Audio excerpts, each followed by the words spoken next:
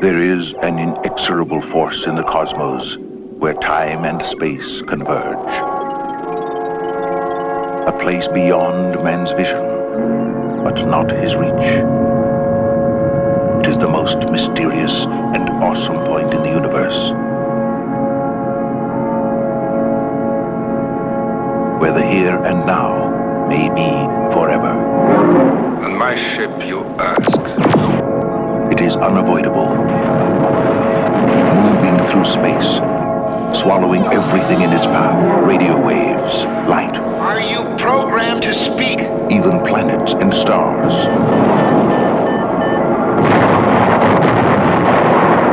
Now. Gravity's at maximum, Dan. My God, I think it's got us. Man is about to enter. We've got a break here, too! The black hole.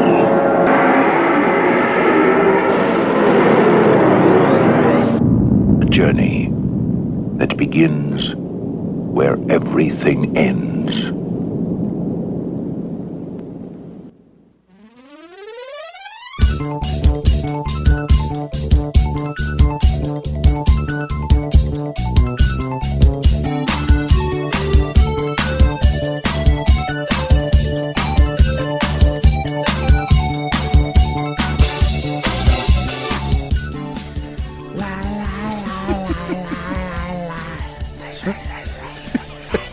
Sounds more like the Rosemary's Baby theme. I know. Gonna get everybody excited. Boom. I know. Everyone's gonna be like, "What? Bar? Yes. Oh, it's you again." I'll tell you, Dion. I'll tell you. You tell me what, Blake? Are we record? We are recording. Let's make sure that we're actually recording. Yeah, we're this, recording. 'cause that's happened before. Yeah, and our voices are Last already shot. October, actually. It was, yeah. I know. I just listened to the spectacular Garfield Halloween special we did last year, and we referenced that I forgot to hit record on the Gate Yeah, we talked podcast for recording. like 40 minutes. Yeah, and then we about the realized Gate. we had to go back and start the show over. Huh. That's what that green light is blinking for, or the red light. But we're recording now, and we're back again for the last installment of Saturday Night Movie Sleepovers, October Horror Movie Extravaganza. That's what I was going to say. is 2018. that October's just not long enough. It flew. This year it's flown by. Maybe because we've done them like 6 months apart. Well, we really didn't. They're not supposed to know that part. We have really busy day job lives. We got a lot going on in our lives, so. Let's recap. Yes. We started off October 2018. with a celebration of 40 years of Halloween Yep. with Chicago's own Mighty Mike Vanderbilt. Mighty Mike Vanderbilt from the Daily Grindhouse Yeah. website, among other things. Yeah. Then, I thought you were going to say 21 Pod Street. and also co-host, The award-winning, hopefully soon to be award-winning 21 Pod Street podcast when they start giving out awards for podcasts. for podcasts that only have like 5 episodes. Yeah. But hopefully that'll come back at some point. The following week, we got in the DeLorean. We punched it to 88 miles per hour. Zoomed all the way to 1994. Yeah. To talk It about was it. a Very good year. When we were in 1994, we went in the DeLorean all the way back to 1818 to talk about Mary Shelley's thing. And in some ways, we did an episode on Mary Shelley's Frankenstein, as you were just saying, that was kind of more of a blast from the past, for me anyway, because I hadn't seen that movie in a really long time. Yeah, I hadn't seen that movie probably in 15. Frankenstein! I haven't seen that movie.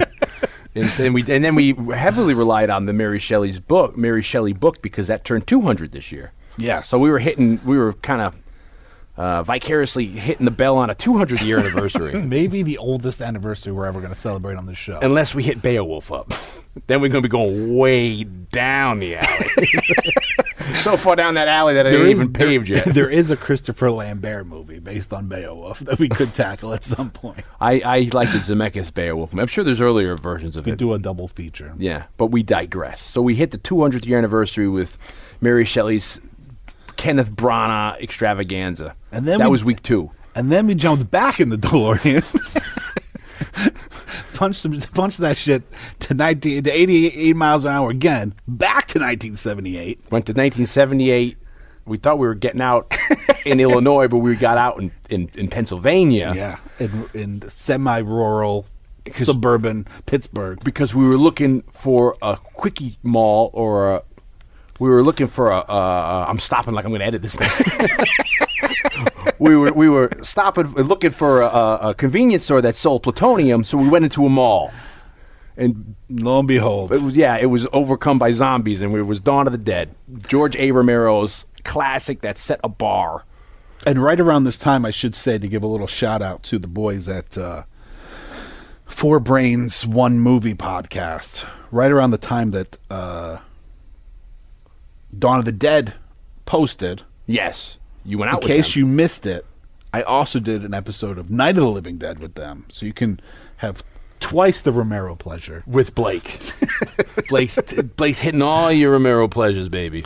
But yeah, we hit the 40th anniversary of Dawn of the Dead. Yeah. So we did a zigzag, 78 to 94, back to 78. Yeah, and now leads us to today. And we're going to take that time machine back just a little bump. I think we got to start checking the tires. Back just one more year. Back to 77. Something arguably, if we wanted to celebrate the anniversary, we should have done last year. Yeah. But instead, we decided to do it this year partially because, or I should say partly because, there's a remake coming out in a few weeks or a month or so. Yeah, for when this premieres, this date. So we're doing a movie that, surprising we didn't do already. We decided when we were going to do our first episode based on a Dario Argento movie, we went with the classic, Deep Red. Yeah, Profondo Rosso. A.k.a. Profondo Rosso. Yeah, probably my favorite Argento. And in some ways, we did kind of cover it because there was a crossover episode with Wrong Reel with the great James Hancock where we, James and I crossed the streams. Yeah. We did the two Argento trilogies. We covered the Three Mother Trilogy, which this is part of, and we covered the Animal Trilogy. Blake gets out of the house a lot. But this gives us an opportunity for Dion and I to sit down and kind of dive into this baby a little bit deeper. But all those other ones than are ever before.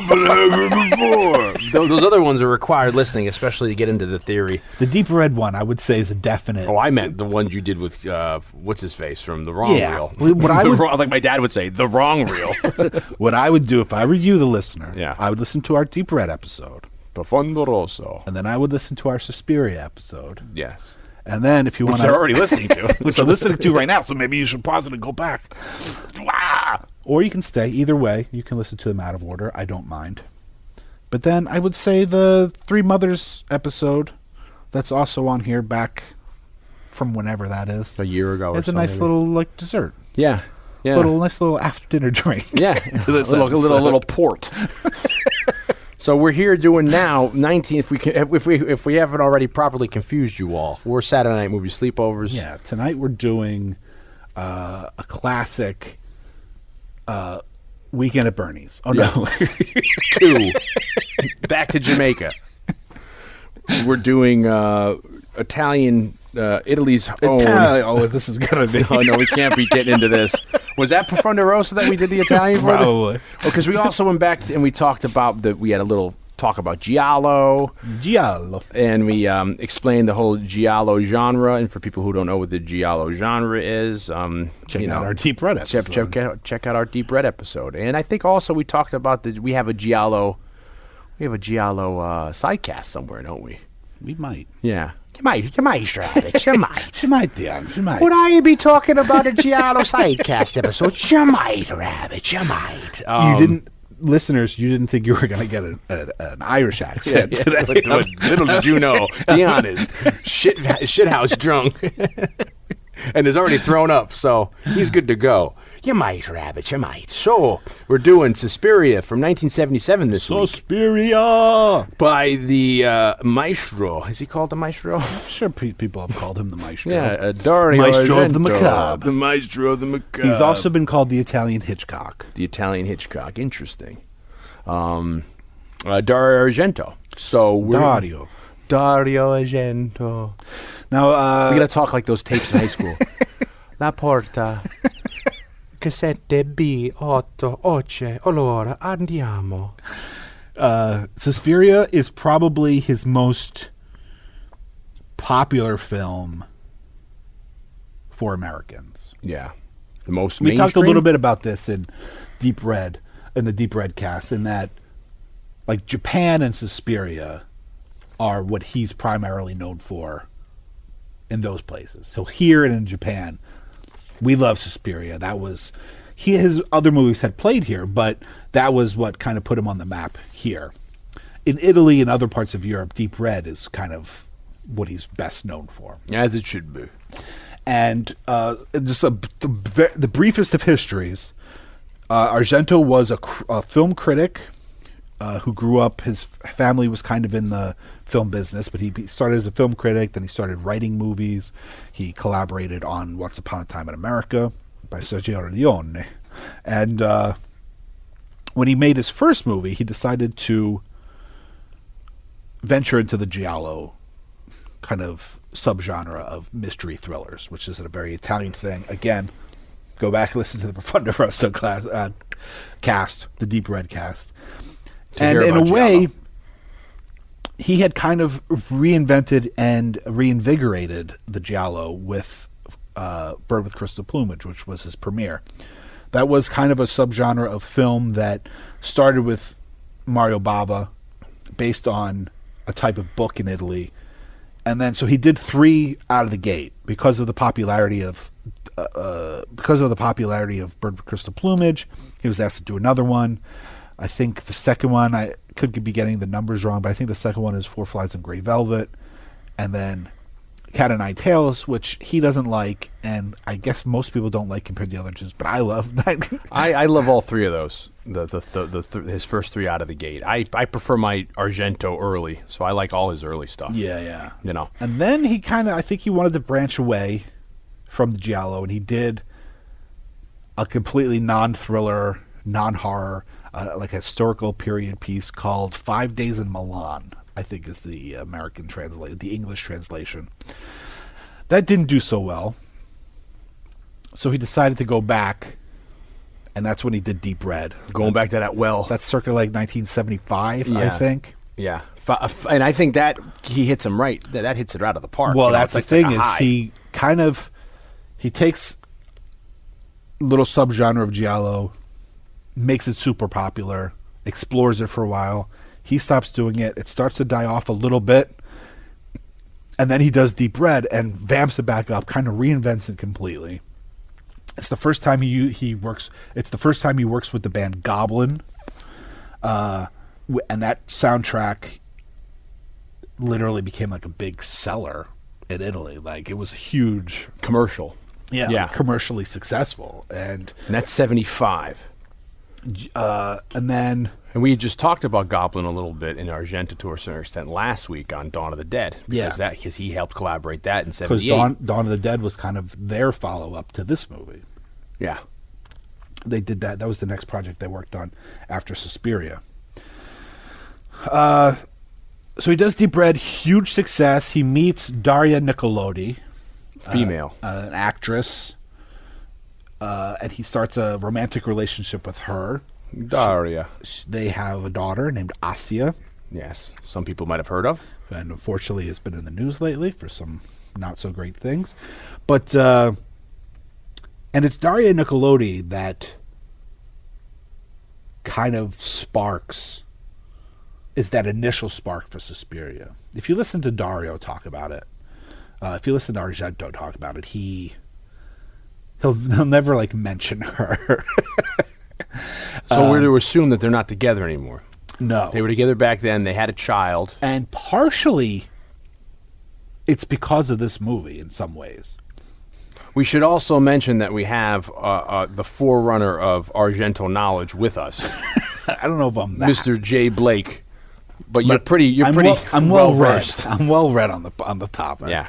Argento, like Carpenter, is one of my favorite filmmakers of all time. So this episode, Dion's not going to talk, and he's going to sit back and listen to Blake. We're going to get to Dion. No. Just give me a second. I don't want to. I'm setting the table, Yeah. Dion. I'm setting the I table. talk too much all the time. I like listening to you talk.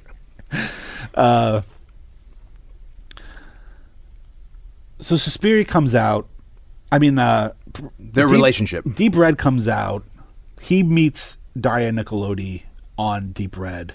She's in that movie. She's actually really great in that movie. Who's she in that movie? Forget. She's like the female reporter. Oh, okay. And there's all those funny jokes where she's in the car and his seat's much lower than her. Yeah. Yeah, that's I didn't her. even put that together. Okay. And they form a romantic relationship, and Her and Dario. yeah. Daria and Dario. And she, I don't know if it's so much, I don't know if this part could go either way. Argento could be like, I don't want to do another Giallo movie. Or Daria Nicolodi could be like, I think you should branch away from the Giallo movie and do something a little bit different. At the time, there's a lot to unpack here, and I'll try to do it very as quickly as possible, because the inspirations for Suspiria are many. Two really big inspirations, and it's where Daria Nicolodi kind of comes in, is that she's reading a book by an author named Thomas De Quincey. De Quincey was an author of like the Romantic era, a British author. I actually just wrote a big thing about him and the piece that inspired Suspiria for something. And this is the 1880s. Oh, I'm sorry, 1840s. Yeah, So he's born in 1785, and by the early 1800s, he's an opium addict. As you do. He's in debt. We all were. And he's an alcoholic because I am. The way he ingested opium was in a cocktail of laudanum and brandy. I won't have it any other way. So much in debt that there was actually facilities in London where you could go and live where the debt collectors couldn't come and get you. And the one day you were allowed to leave the house was on Sunday, because you weren't allowed to be arrested on Sundays for that. Because they were civil. So around this time, he's asked to write an account of his experiences with opium. And this becomes his most famous work. He creates a work first as a thing of essays that were in magazines, but then later published into a book called Confessions of an English Opium Eater. And that brings him a lot of wealth. Not wealth. I think that may be a Vincent Price movie, Confessions of an Opium Eater. Maybe it is. And everyone who listens to the show regularly knows I love Vincent Price, but I don't remember that being a very good movie. I'm going to get a researcher to look on that. So I wonder if that movie is based on his. If it's called that, it must be. Yeah, exactly. I said it brought him wealth. I don't think it necessarily brought him a lot of wealth, but it brought him a lot of fame. Because at the time, especially in the Western world, places like Europe, people weren't writing about drug addiction or drug habit, as it was called. 1962, yeah, Vincent Price, Confessions of an Opium Eater, probably was one of those, English productions, maybe with Roger Corman or something like that. Go check it out. I didn't care for it too much, and I'm a huge Vincent Price fan, but who knows, maybe, But yeah, he's playing your man here, Thomas De Quincey. So De Quincey writes this book, and it's partially true accounts, partially a little bit dramatized, but it becomes a huge hit of the era, and it's the thing he's best known for. And sometime later, that's like in 1820, maybe something like that. I don't remember, but later he ends up writing. I think it's 1822. Is that? Yeah, maybe he wrote it. I think he wrote it for like publication in a magazine in like 1822, and then I think it might have gotten published in a book in 1823, if I'm not mistaken. But later he decides he's going to write a sequel to that. And so he starts writing a series of short essays again, originally for publication for magazine, and under the title Suspiria de Profundos. And there's one piece of the Suspiria de Profundos which is most important for Suspiria, and it's a prose poem that's titled Lavana and Our Ladies of Sorrow. And in this prose poem, he kind of gives an account that he remembers, perhaps at university, that I don't recall. But as a younger man, he's remembering back as a younger man when he had an experience while on opium that he was visited by the Roman goddess Lavana. And Lavana brought these 3 companions, and he called them Our Ladies of Sorrow. And the Our Ladies of End, he talks about very poetically about, like sorrow, they came in 3, like the muses. There was 3. Like he lists all these things that were supposedly comes Some in good 3. shit he was on. And he describes these Ladies of Sorrow as 3 sisters, and he names them the oldest, Mater Lacrimarum, or the Mother of Tears. And he kind of explains that as being the Mother of Tears represents heartbreak or grieving.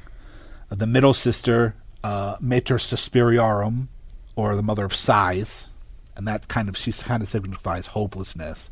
And then Mater Tenebrarum, the Mother of Darkness, and she's kind of like depression. He talks about her like, when she comes, like you kill yourself kind of thing. And so Daria Nicolodi is reading this piece, the Suspiria de Profundos, and she says to Dario Argento, wouldn't Suspiria be a great name for your next movie? And Suspiria de Profundis, isn't that, what does that mean, sigh from the depths, or Suspiria translates to sighs? Sighs, like Mater Suspiriarum is the mother of sighs. Yeah. So it's like this, like the sighs of, and Profundos is deep, like a deep red, Profundo. Almost Rosso. Like the Bridge of Sighs in Venice. People used to go over to get executed. You walk over the Bridge of Sighs and you'd sigh because you're gonna get killed, executed. So this is the spark. This idea of, she reads the story about the 3 mothers, and she says Suspiria would be a great title. Now, I think we take for granted, and if you rewatch the Suspiria now, you realize that the Suspiria isn't really so much about the 3 mothers. It's not really even mentioned. That doesn't really show up until the sequel, Inferno, in like 1980, where that movie opens with a woman reading a fictional book written by a fictional alchemist, there's a very De Quincey-esque passage that she's reading where he takes what De Quincey wrote in Our Ladies of Sorrow and twists it to be more, to fit the movie. Now, is that the one that's Carl Malden who's in? That's no, he's in Cat o' Nine Tails. Okay, I'm confused. I don't think there's anybody. I don't think there are any actors in Inferno that are like name American recognition. crossovers. I get all my Argento mixed up. There's American actors in it, but they're not anybody. Not like John Saxon or clout. like we had what's his face, Donald Pleasance, and a couple. And Inferno is batshit crazy. Oh yeah, and yeah. Probably. Ooh, yeah. That's when she's swimming through the room that's like a library. Yeah, it's crazy. And that's kind of beautiful. And that's the sequel to this, and that's about Mater Tenebrarum, the Mother of Darkness. Yeah, which takes place in New York, right? Maybe the movie takes place in New York City. And that movie kind of explains. It opens, the alchemist that she's reading is talking about, like, I was asked to. He was the architect of the 3 houses. Yes, and they were placed, one in Freiburg, Germany, one in New York, and one in Rome. And from those 3 key points in the world, they could control the world through sorrow. And so the first Freiburg, Germany, is we're alluding to Suspiria, where the dance. So the 3 mothers doesn't become really part of the lore until Inferno, but it is still the original spark that gets the ball rolling for Suspiria. Now, the other important part to Daria Nicolodi's involvement is she ends up getting writing credit for it, shares writing credit for the movie, because she tells Dario Argento this story that her grandmother used to tell her, and it's supposedly a true story from her it's a piece of family history of her grandmother's first person account, which is her grandmother went to a conservatory on like the German-Swiss border. And if this is the 70s and she's talking about her grandmother, this had to be the early 20th century. Yeah, her grandmother apparently is a fascinating woman who was really great friends and like lived with Jacques Cocteau. Oh wow, Cocteau, who's a big, what is that? He's the French director. He's French, yeah. Who did did a lot of like. Did he do? Was a Blood of a Poet and Orpheus and the French Beauty and the Beast, which we talked about when we did Disney's Beauty and the Beast, the cartoon. Yeah.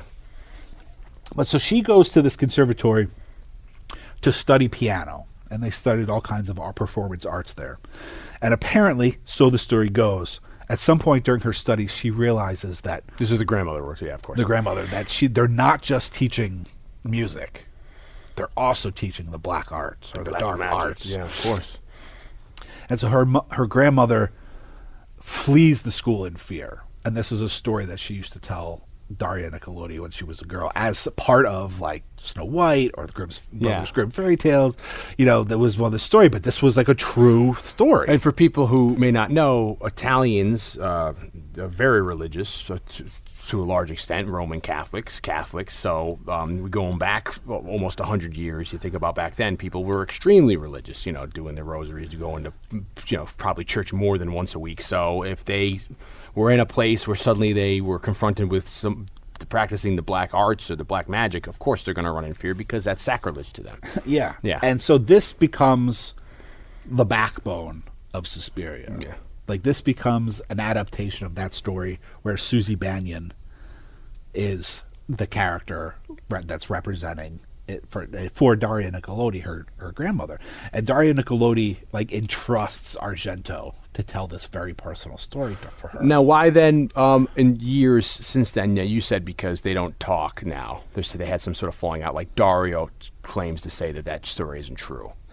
Which is, it's like... So the story goes. Again, this is all... conjecture. Yeah, it's all allegedly.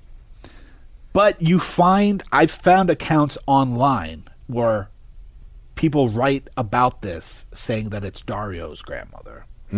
So apparently, according to Nicolodi, during press for Suspiria in like 1977, Dario Argento kind of adopted this story as his account, and that it was his grandmother that did this. Were they still together at the time? What's their relationship like, Daria and Dario? Apparently, it's very. It's always been. Apparently, it was always very passionate and tumultuous. Yeah, but apparently, this like put a nail in the coffin where she was like. She's to this day says like this. She'll never forgive him for this taking or discredit. Yeah, but apparently, I think by then they had Asia. Yeah, so they would see each other because of Asia, and then they ended up getting back together for a short time, and then she ends up coming up with the original story for Inferno, although she doesn't take film credit. She doesn't take writing credit, but she comes up with the original story for Inferno. She's in Inferno. She's in Tenebrae. She's in Phenomena. She's in Opera. These are all his later movies going into the late 80s. So she continued to work with him. Yeah. Even though they stopped, even though like romantically, the romantic relationship became strained and then eventually ended, and she still continued to work with him. The funny thing is that was his baby's mama, so they still saw each other for that. Yeah, and the funny thing is like in Deep Red, she's a strong female character. She's funny. I don't think nothing happens to her. Yeah, and then like as the relationship gets worse. Argento starts killing her and like making her like crazed maniacs and killing her like the worst ways. And I don't know if that's just coincidence. There's a I might have said this on the cast before, but we had a teacher in college. You know the story of like the back of your hand, called Laszlo Zaba, who was where was he from? Hungary. He was Hungarian, but he was in a lot of the French New Wave movies. He's in Truffaut and Godard movies, and he always played like he had a name Laszlo Kovacs. He's in Pierre Lafou. He's in Alphaville. He's in like He's got a big part in Alphaville. He's got a very short, like, little cameo in Weekend. But he always like, I'm Laszlo Kovacs. So anyway, so he was our acting teacher in the first couple years of college, and he took an interest in seeing our film. So Blake and I and everybody else would, take him privately and screen the film, show him a rough cut on the editing bay. And I was showing him my film. My freshman film was about a serial killer who was killing prostitutes. And the prostitute at the time that I cast was my girlfriend at the time, because you have to find someone who will do the part and good looking. So I got her to do it, and she gets killed in the movie. So we're screening it, and Laszlo's there watching. He goes, and he stops the machine. He goes, "That's your girl?" And I said, "Yeah." And he's like, "It's funny." He goes, "My friend, the directors, they always kill their wives on screen." He goes, "They always kill them for fake on film, because the second time you kill them, it's for real." I was like, okay. I always found that funny that he says all his friends who are directors and stuff always kill their wives or girlfriends on screen, but then the second time you do it, you're really killing them. So, and she comes back in. Nicolodi ends up coming back and playing like a spirit in Mother of Tears, which Argento ended up doing the third installment, the final. Yeah, what year is that? 2000 something? I want to say 7. Because I've never seen that, and that surprised me researching this. That I thought for some reason like Phenomenon or one of those was the third installment of the Mother of Tears. No, it's confusing because Tenebrae should have been the title of the second one. It is because it's right? Mater Tenebrarum, but Tenebrae ends up just being. Oh, I'm sorry. Inferno is the second one. Yeah, and then Tenebrae is nothing. It's just to do another with giallo. Yeah, and that's the one with. That's got John Saxon in it. Yes. Okay. And then Phenomenon has Jennifer Connelly and Donald Pleasance. Yeah. Now I'm getting my Argento, my ducks in a row. Okay. So that ends up. That becomes a strain on the relationship. And also, Argento now says, and maybe then... That's the story of co-opting the grandma story or not happy, whatever the heck. Argento also says that the very big part of the inspiration was a philosopher and social reformer, scientist, artist named Rudolph Steiner. Yes, Rudolph Steiner. Who doesn't know Rudolph Steiner? An Austrian. Yeah. Who lived from 1861 to 1925. And I don't really understand the anthroposophy. He's the founder of this kind of philosophy called anthroposophy. Anthroposophy has something to do with the spirit world and how you can link it. You can kind of, somehow link yourself to the spirit world, and it helps you in other ways. Blah blah blah. I don't really understand it, so I'm not going to pretend to explain it and act like I know what I'm talking about. But most importantly, for Suspiria, what he does is he founds a school. He's like, he was an Austrian philosopher. Yeah, he's doing all because also too. In the early 20th century, it was huge into the occult, huge into not just in entertainment. You'd have like the shows at the time, but you'd have seances, you'd have Houdini. Remember Arthur Conan Doyle's big in the occult. Mm-hmm. Isn't Huxley? What's his face? Crowley. All these people are Mr. Crowley. that was good, Daddy. You had the Ozzy sound right there too. But so in the early 20th century, it was huge. The whole into people searching the occult out and all that kind of a thing. So to have huge philosophers talking about this stuff was common. And he founds a school called the Waldorf School. It's called the Waldorf School, and it's based on Steiner's philosophies. And it exists today. And there's and they're all over the world. It started as one school, and now it's branched out to a whole type of education for kids. And to this day, also, people accuse it of teaching Satanism and paganism, and it being really a cult for kind of indoctrinating children into the dark arts. Yeah, they say that they emphasize imagination and learning, striving to integrate the intellectual, practical, and artistic development of pupils in a holistic manner. Yeah, they don't think that. Yeah, of course.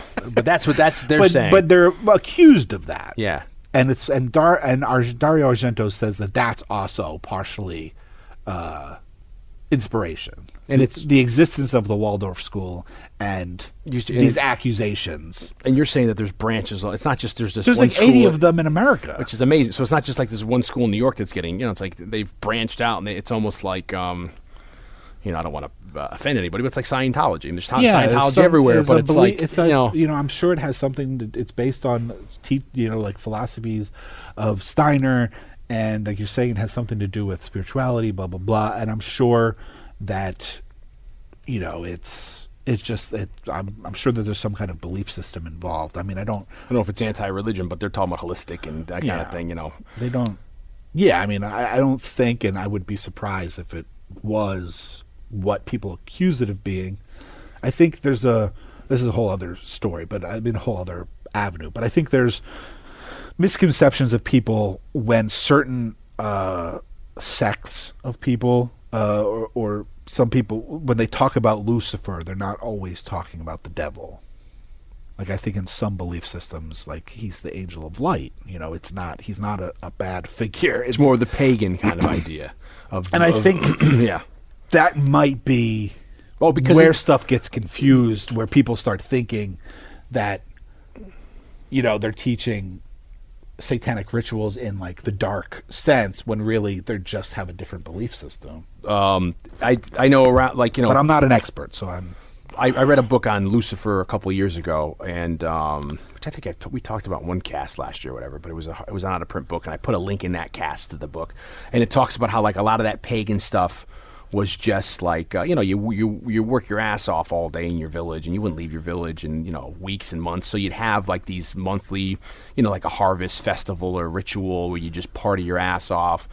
There could be a lot of not polygamy, but maybe you cheer wives. Everyone's happy, having a good time. Yeah. But then when the church comes and kind of takes over and starts trying to push Christianity, they bring their belief system of heaven and hell and stuff, and then all of a sudden you start getting, like you're saying, maybe there's a connotation of Lucifer to the people who don't believe in the church, but then when the church comes over and they're saying, well, that means, so they automatically start saying that the pagans are, what you're doing, if you're celebrating the earth giving you the crops and the power, the sun and all that's devil worshiping, and so the church ends up bringing their kind of format and putting it on there, so that's why all of a sudden now that these things may have other connotations, Yeah, I mean, obviously, neither one of us are experts on it. And it's here nor there. We're not making an opinion of anything. And what little I know about Satanism and Lucifer is from being a Ken Anger fan and researching Ken Anger 20 years ago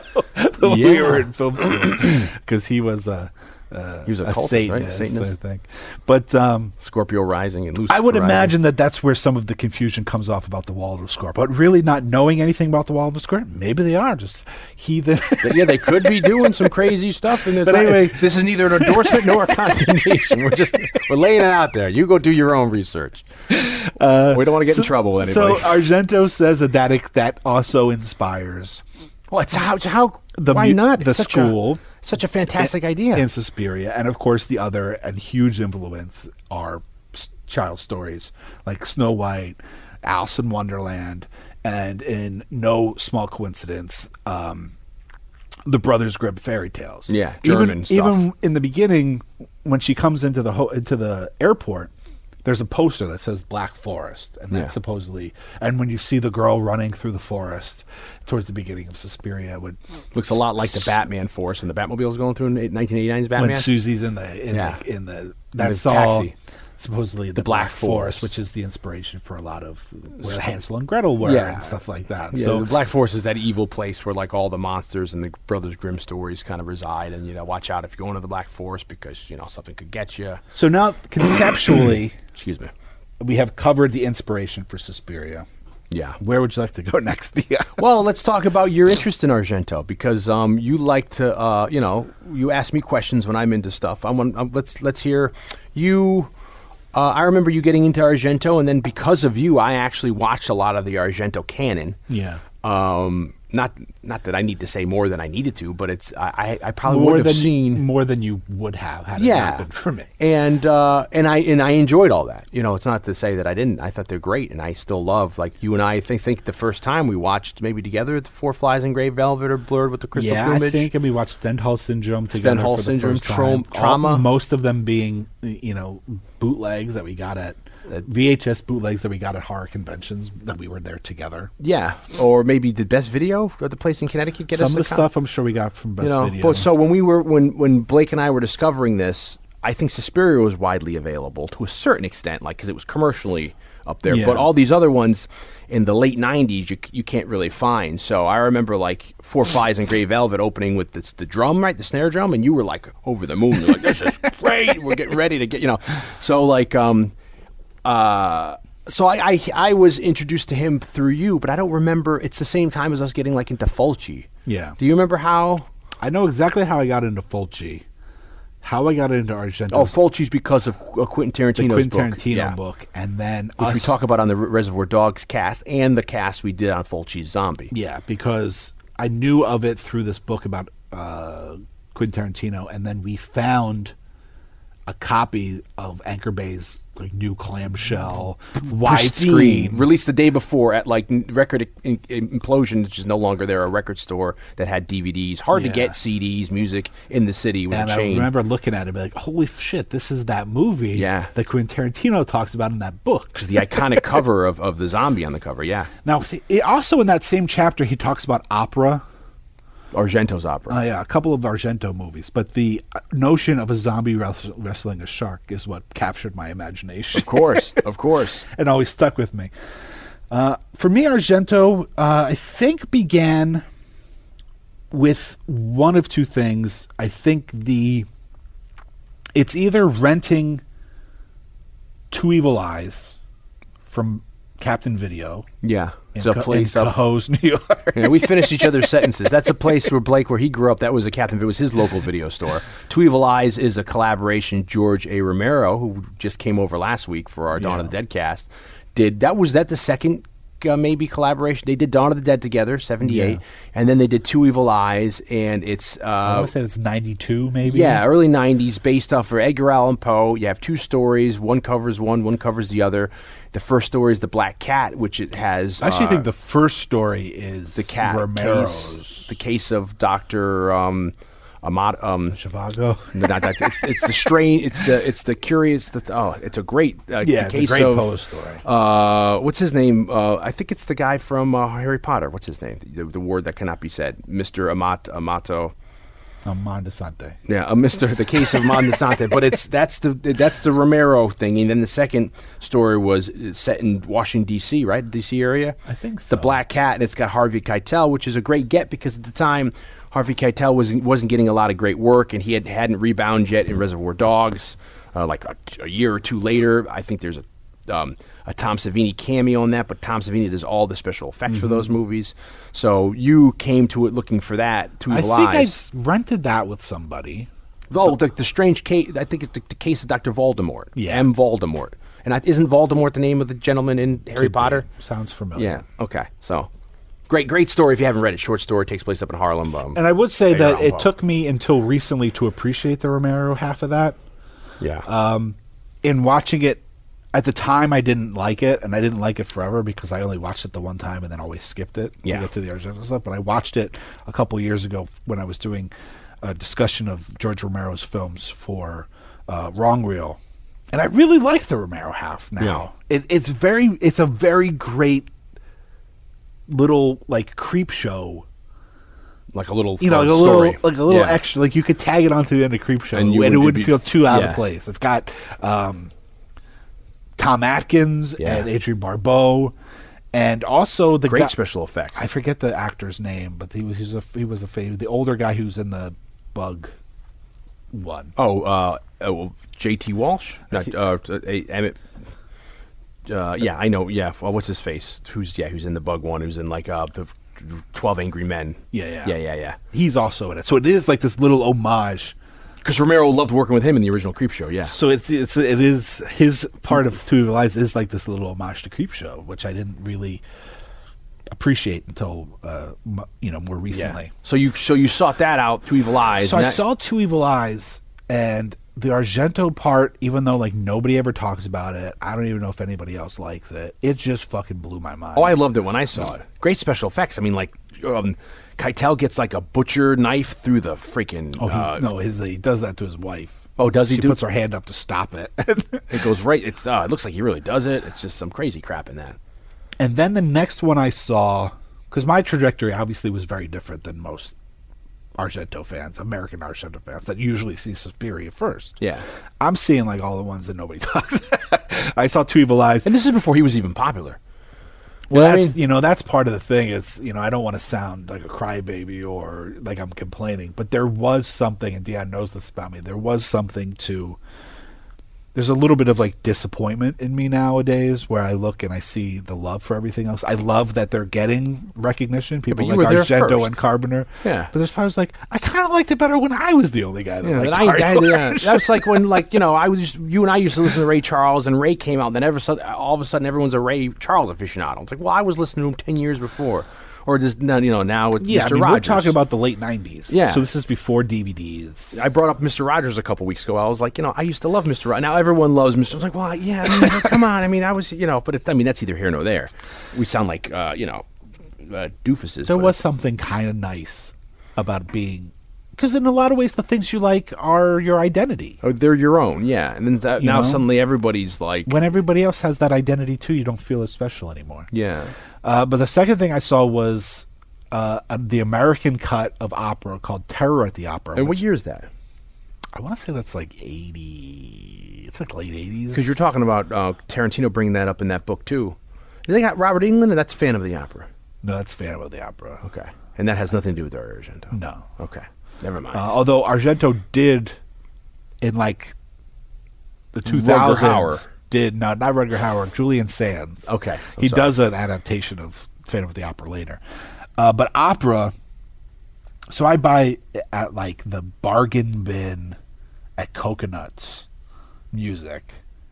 I buy a $3 VHS cassette of Terror at the Opera. And so those are my two entrees into Argento. And then through just knowing the people that we knew, other students in the film program, getting into Argento, and then suggestions get made. Oh, well, then if you like him, you got to see Suspiria, and then you got to see Deep Red. So then it just kind of opens the floodgates. Yeah, and then that's when you and I cut to we sought out the Animal Trilogy, and we saw the later stuff, the Stenhall Syndrome, and we started trauma. Trauma. I keep saying like trauma pictures, and Trauma's got his daughter Asya. Yeah, and Piper Laurie and Frederick Forrest. And what's his face too? From Brad Dourif. Yeah, Brad Dourif. Great. That's a great little movie too. I remember. Oh, that's another one that in Argento's catalog, in my opinion, is totally underrated because nobody ever talks about that movie, and I love that movie. Yeah, see, I'm a huge Argento fan. I prefer his older stuff. But then that said, I like his stuff all the way up until the mid '90s. I mean, the Stenhall Syndrome is like late '90s, and it's got some, period CGI in it at the time, which I don't know if it holds up now, but I still enjoyed that movie. It's only recently the stuff he's done I didn't really care for necessarily. Yeah. The thing about art is that it either speaks to you or it doesn't.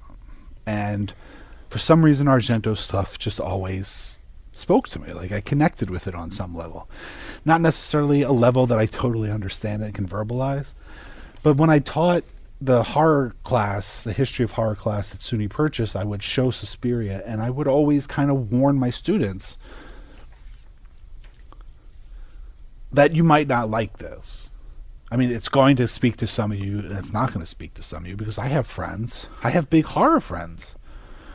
Like Dave doesn't really like Argento. I mean, he doesn't hate him, but it just doesn't connect with them. And I would often warn my students, when you watch an Argento movie, sometimes the best thing to do is to not worry about plot or what's happening on screen. You can't necessarily watch it in the same way that you would watch a blockbuster movie or any other kind of movie. Sometimes you just need to let it wash over you. It's kind of like going back to that the giallo idea that we talk about in the Profondo Rosso cast, where it's a style, it's a way of filmmaking that they do in Italy. So it's like kind of like it's different profoundly from ours. So, but even more so, totally, yes.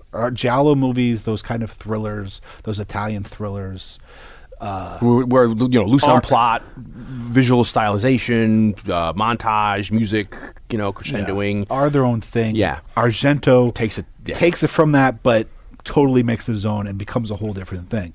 And Argento's films, and probably Suspiria and Inferno, out of all of Argento's movies, are the most this, which is that Argento's movies are very visceral. Almost like music videos. And you can't really...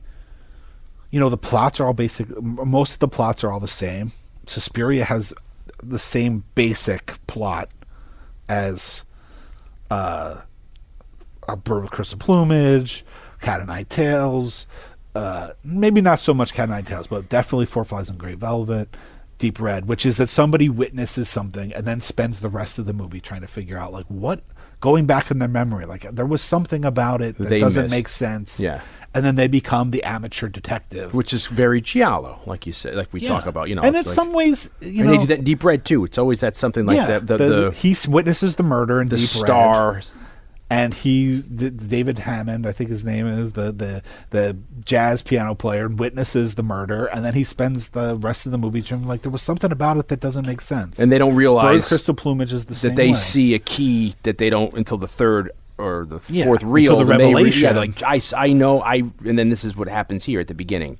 Yeah. She was, she's saying something, and then we realize it's something, which is interesting. I mean, that even goes back to, like, like it's like the Hitchcock. I mean, I don't really know if there's a Hitchcock movie that kind of does that, but but Hitchcock had his own thing. Yeah. And also this idea of an amateur detective is very noir. Oh, very, and then and it's very Hitchcock with, like, North by Northwest or The Man Who Knew Too Much. People who is very much the wrong man. It's very much in that tradition of Hitchcock. Maybe not exactly with the idea of remembering something, but the idea of a normal person, everyday Joe, everyday gal, being thrust into this plot where they witness something where they're in over their heads. Yeah, they they're need to accused of a crime. They're trying to figure it out. Yeah, trying to either clear their name or right or wrong, or figure out who the killer is, and then figuring out the killer is clear their name. Yeah. So it's very much in that vein. And so once you understand that most of Argento's movies have that plot line, like, you don't need to focus on the plot. So, and that's something like, we've noticed that there are directors who meditate on, Michael Mann has stuff he likes. Argento, Romero, Carpenter. There are things that you watch enough of these directors, Steven Spielberg, that you could start to see these broader themes reappearing. I guess my main point is that if you're someone who's like a stickler for a tight script and that everything's going to make complete sense, then Argento's probably not the best filmmaker. He's not for you to look at. Yeah. I mean, Inferno has always been one of my favorite Argento movies. For the longest time, I called it my favorite Argento movie, and now I'd say it might be second to Deep Red. I mean, everybody loves Suspiria and gets on my back that I like Inferno more than I like Suspiria. Doesn't mean I don't love Suspiria. Yeah, and just something about Inferno, and even though it was my favorite Argento movie for a long time, it took me 10 viewings to know, like, oh, those are two different actors. That's two different characters. That's not even the same person. For Inferno. I was just, like, completely confused. But it didn't bother me that I didn't really understand what was happening, because that movie is completely off the wall, batshit crazy. And in a lot of ways, I feel like, especially from a visual standpoint, Argento tries a lot of things with Suspiria, and I think that Suspiria is very much like the dress rehearsal, and Inferno is where he fine-tunes what he's trying to do visual-wise. Because everybody talks about how amazing Suspiria looks. Inferno looks just as amazing, in my opinion, but a lot cleaner. It's more like he perfected it. Yeah. It's more fine-tuned. Yeah. And I really appreciate that about Inferno. So Argento's just someone that I've always find completely fascinating. I've read almost every book you can find about people like Argento and John Carpenter. Like Dion's this way too, and I think most people that are fans, collectors, especially in things in pop culture like music and movies, once we find something we like, it's like we're on a mission to know everything. And you ended up writing a book about it. There is to know about that topic, that person. Of course. And so Argento is someone that, even the stuff in more recent years that people shit on, I know and I understand why people shit on it, but I don't dislike it as much as everybody else does. Yeah. I don't necessarily love it, but I often think that had somebody else directed this, you wouldn't be as critical on it of it as it being Argento. That's not to say all this stuff. I mean, it's hard to defend Dracula 3D. Yeah. But there are things about Dracula with Rutger Hauer. Which does have Rutger Hauer. Yeah. But there are things about that movie that I do kind of like. And I get that he's just... And that's an instance where he doesn't really give a shit what anybody else thinks. It's something we brought up, I forget when we did it, maybe for Halloween, the podcast this year, or maybe it was Frankenstein with talking about De Niro, where it's like people, you shit on... People can't be on top forever. Yeah. And it's hard, you take a Stanley Kubrick who only made 10 films, or Quentin Tarantino, but people who, really have a good output, it's hard for them to stay making groundbreaking masterpieces every outing. It's like they may come out of the gate with some really classic genre-defining or pioneering movies, but then it's not, and this is with acting too, or actors and thespians. It's like, these auteurs, and then you start really being real critical in their latter half of their career, where it's like, well, for 50 years, 30 years, they've been putting out some amazing stuff. I've just watched an interesting interview, oddly enough. It was Norm Macdonald. He's got a show on Netflix right now. Yeah. And he was interviewing M. Night Shyamalan. Yeah. And they talk about this thing of, because it's that way with musicians, you can, people say whoever. Yeah. Clapton, Elton John, Billy Joel, whoever's your fancy, Sabbath, whatever it is. The earliest stuff was better. Yeah. And I think part of it is that you just connect with it on a certain way, and partially why you don't connect with the other stuff is you. Yeah. You change. Yeah. And they change, and then you guys end up drifting apart, the whoever it is you like, their work, and then you. But M. Night Shyamalan made, I thought, an interesting argument, which is he has a theory that when you start out in your career and you're young, you rely more on instinct because you don't have the technical capability yet. You don't have the experience under your belt. Prowess. So you end up relying a lot more on instinct. And as you do more work, more music, more movies, your technical prowess, your experience with it starts to get bigger. And then eventually you start relying on that and less on instinct. Yeah. And pretty soon, you're just not relying on instinct anymore, and you just have now made a million movies, and now you're just relying on that part of your brain. Yeah. And the instinct, and it's finding, sometimes it's their first work, and that's where it's all instinct, but sometimes people's best work is often that point where that balance is just right. You have just enough technical experience under your belt and know-how, but you're still relying on that instinct, and when that balance is just right is when the most magical work comes from. Yeah, and you course. could maybe argue that Deep Red and Suspiria are that point for Argento. Yeah, I certainly think so. Where everything's just right, and then Tenebrae's still great, Inferno's still great, and then suddenly that balance starts to become off, and then by the time you get to the 90s, it gets further apart, and in the 2000s. I think that I never thought of it that way, and I don't even know if I necessarily agree with it, but I think it's a fascinating way to look at it. It's an interesting argument or idea or theory to put out there. In recent years, it just irks me when people say, for example, a Pacino or De Niro. Sure. And I was having this conversation with my dad last night. Oh, yeah. Well, it's like people are like, well, they're just mailing it in now, but it's like, well, but they've done so much. It's hard to not, become that parody of yourself. And if some people can pull it off, there's some people who have been able to have these epic careers, like a Spielberg or people, like a Scorsese. But it's hard to... At some point, you're going to run out of steam. You're going to do everything you wanted to do, and then you want to keep working. You start doing stuff that sometimes it's just that they have kids, Yeah. And they start making family films because they want to make stuff that their kids will see. They don't want to make Raging Bull anymore, or sex comedies. They want to, or what's the name of that movie? The Harlem Nights, like Eddie Murphy. He wants to make more of like Disney movies, and then people get mad at that. So it's interesting. I mean, Argento in Italy, which we've talked about on other casts, is probably as big or comparable to like a Spielberg here, where he's like a phenomenon. He really is. That's when I ask Italians from Italy about Argento. That's the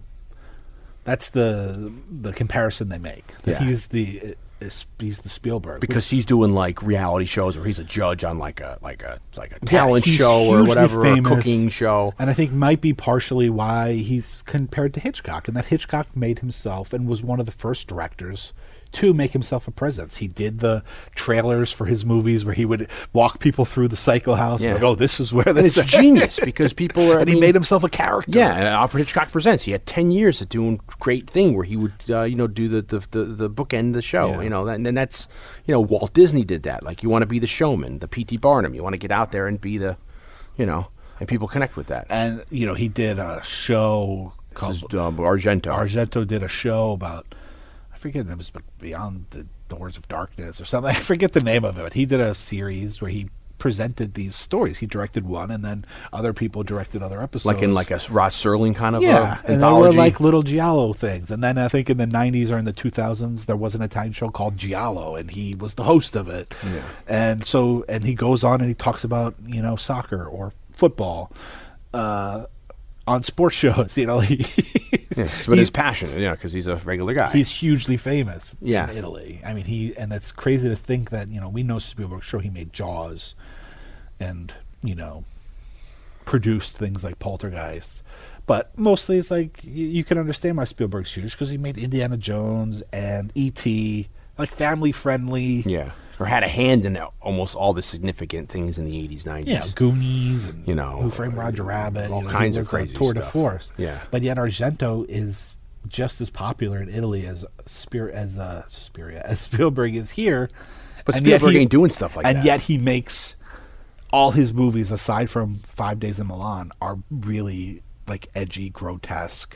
Yeah, gross out horror movies. Horror movies or really kind of brutal murder thrillers. I mean, some of them are certainly like grotesque for grotesque's sake, like some of these killings in these movies. I mean, Suspiria, it's very not outlandish, but it's stylized. Level for him. Like for me, I know people love Suspiria, and this is the crossover. This is the one people cite when you hear a Dario Argento. Have you seen Suspiria? And I don't care for it as much as I care for his other work. I mean, I love his earlier stuff. I love Deep Red. Well, when we saw Suspiria, do you remember that when we saw it? I don't remember the first. Because that might have been the last time I've seen it.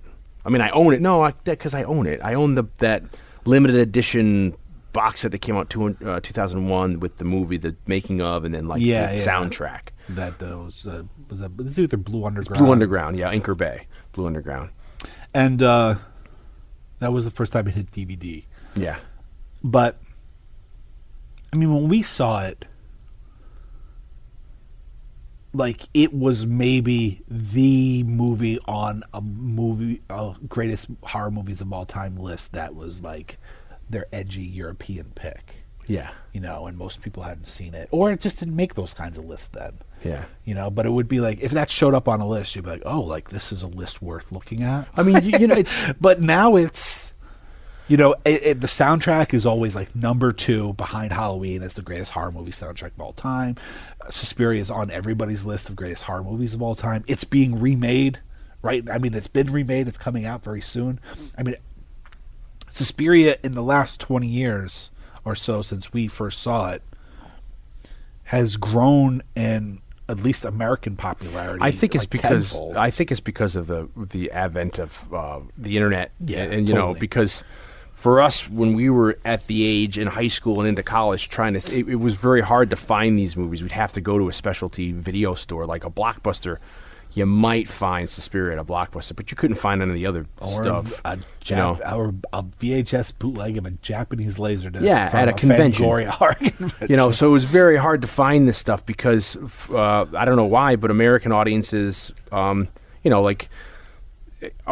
think all over the rest of the world, foreign audiences are used to seeing foreign product that is not their own, so they can watch stuff subtitled, where for some reason mainstream American audiences can't watch stuff that's subtitled or even with an accent. And let's face it, the only way you could see stuff back then was in a video store. Or going to like a there's only so much shelf space. Yeah, and or you live in a major city and they're doing like an art house. Some kind of retrospective art house. So, or like in our sake, when we went to a film school, our teacher was educating. They had copies of it because they teach it every year. But most people so you would didn't go know to either the mom and pop store, which is typically pretty small. Yeah, and you wouldn't have this or stuff. Blockbuster that wouldn't have this kind of stuff. So you'd read about it in a book or a magazine, and you'd have to really strive to kind of find it. And then if you were to stumble across it, it'd be a crappy copy or whatever the heck, because it just wasn't readily available. There wasn't this demand for it. But now, because of the advent of the internet, people getting together, and then just stuff getting more popular. I talk about it a little bit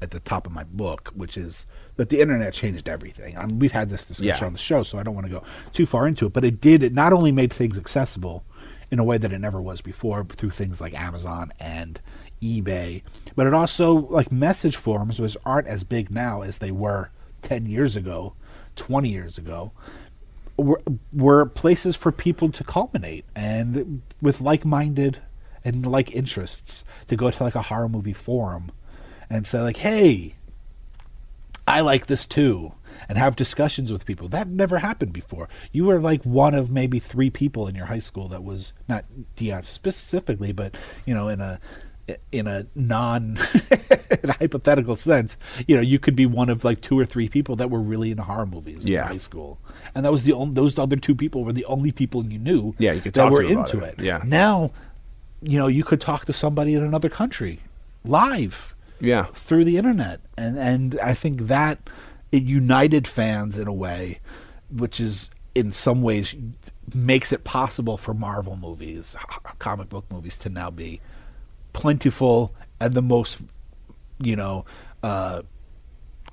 profitable movies today. It makes it possible for Walking Dead to be one of the most popular shows on television. It united like the geek culture in a way that it never was before. And then once companies realized you can make money off that this is very nostalgia, which is why this show exists. Our show, and the geek culture, if we could tap into that, we can make a fortune. Yeah, and it's kind of also thrown other tried and true products to the side, where with like you're talking about these Marvel movies now, where other movies you would think would get popular releases and get good press, now people aren't really interested, or studios aren't interested to make them.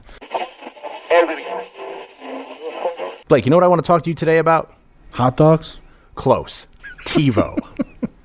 Well, I love TiVo, so let's talk about it. There's no better way to watch your favorite shows, movies, sports, and news than with this sweet baby right here. The TiVo Bolt Vox for cable, or if you're not a cable user, the new TiVo Bolt OTA for over-the-air antenna users. TiVo is the Emmy-winning pioneer of home entertainment. And while they still have the amazing Bolt Vox for cable, they are now bringing that paid TV experience to antenna users. And that's amazing because, as we've stated on the show many times, we love watching antenna-based television. In the bedroom, all I watch is the antenna, and this has revolutionized my bedroom TV watching. Just like with my Bolt Vox for cable, now I can scroll through channel guides, I can skip commercials with a click of a button, and even watch shows 30% faster with pitch-corrected sound. Plus, now I can get all my live TV, my DVR recorded shows, and all my favorite streaming channels all in one place. And with one search, I can easily find all my favorite shows and have them displayed on one simple screen. And it tells me if it'll be on TV, or if it's on Netflix, or Amazon Prime, or HBO Go, or Hulu, or Vudu, and it's all accessible with one remote. Blake, you know what I love about the one search? What's that? Now you can use voice command.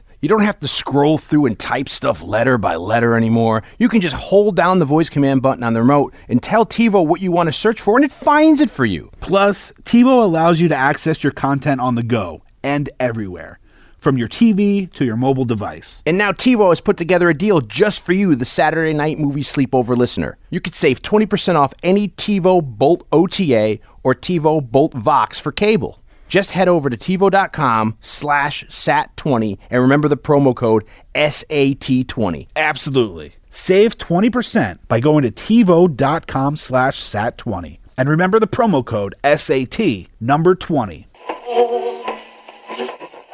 So, It's very interesting. And Suspiria is often cited as the, his grandiose. Yeah, his this is the biggest, considered by at least for American audiences, and I guess so. I've heard Japanese audiences. This is his masterpiece. Yeah, and you can see a lot of that's for Japanese. And it's not something I would certainly argue. No, and I think one thing that's interesting about it is that this is his first movie that isn't Italian.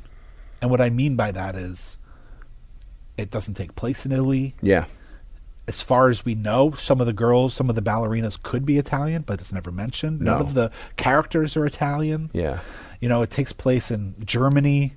And this is also not one of his other giallo brand where it's a killer, male or female, that's in hiding with a knife. This is more supernatural. But I wonder if partially why it's more famous internationally is because it's his first movie that's not so Italian. Yeah. You know what I mean? Yes, the protagonists in his movies are always American. Yeah. Up until now. But like I said, this is the first one where it's not shot in Rome or Turin, and or takes place, you mean? But they shot it there. But they it doesn't. Yeah, that's right.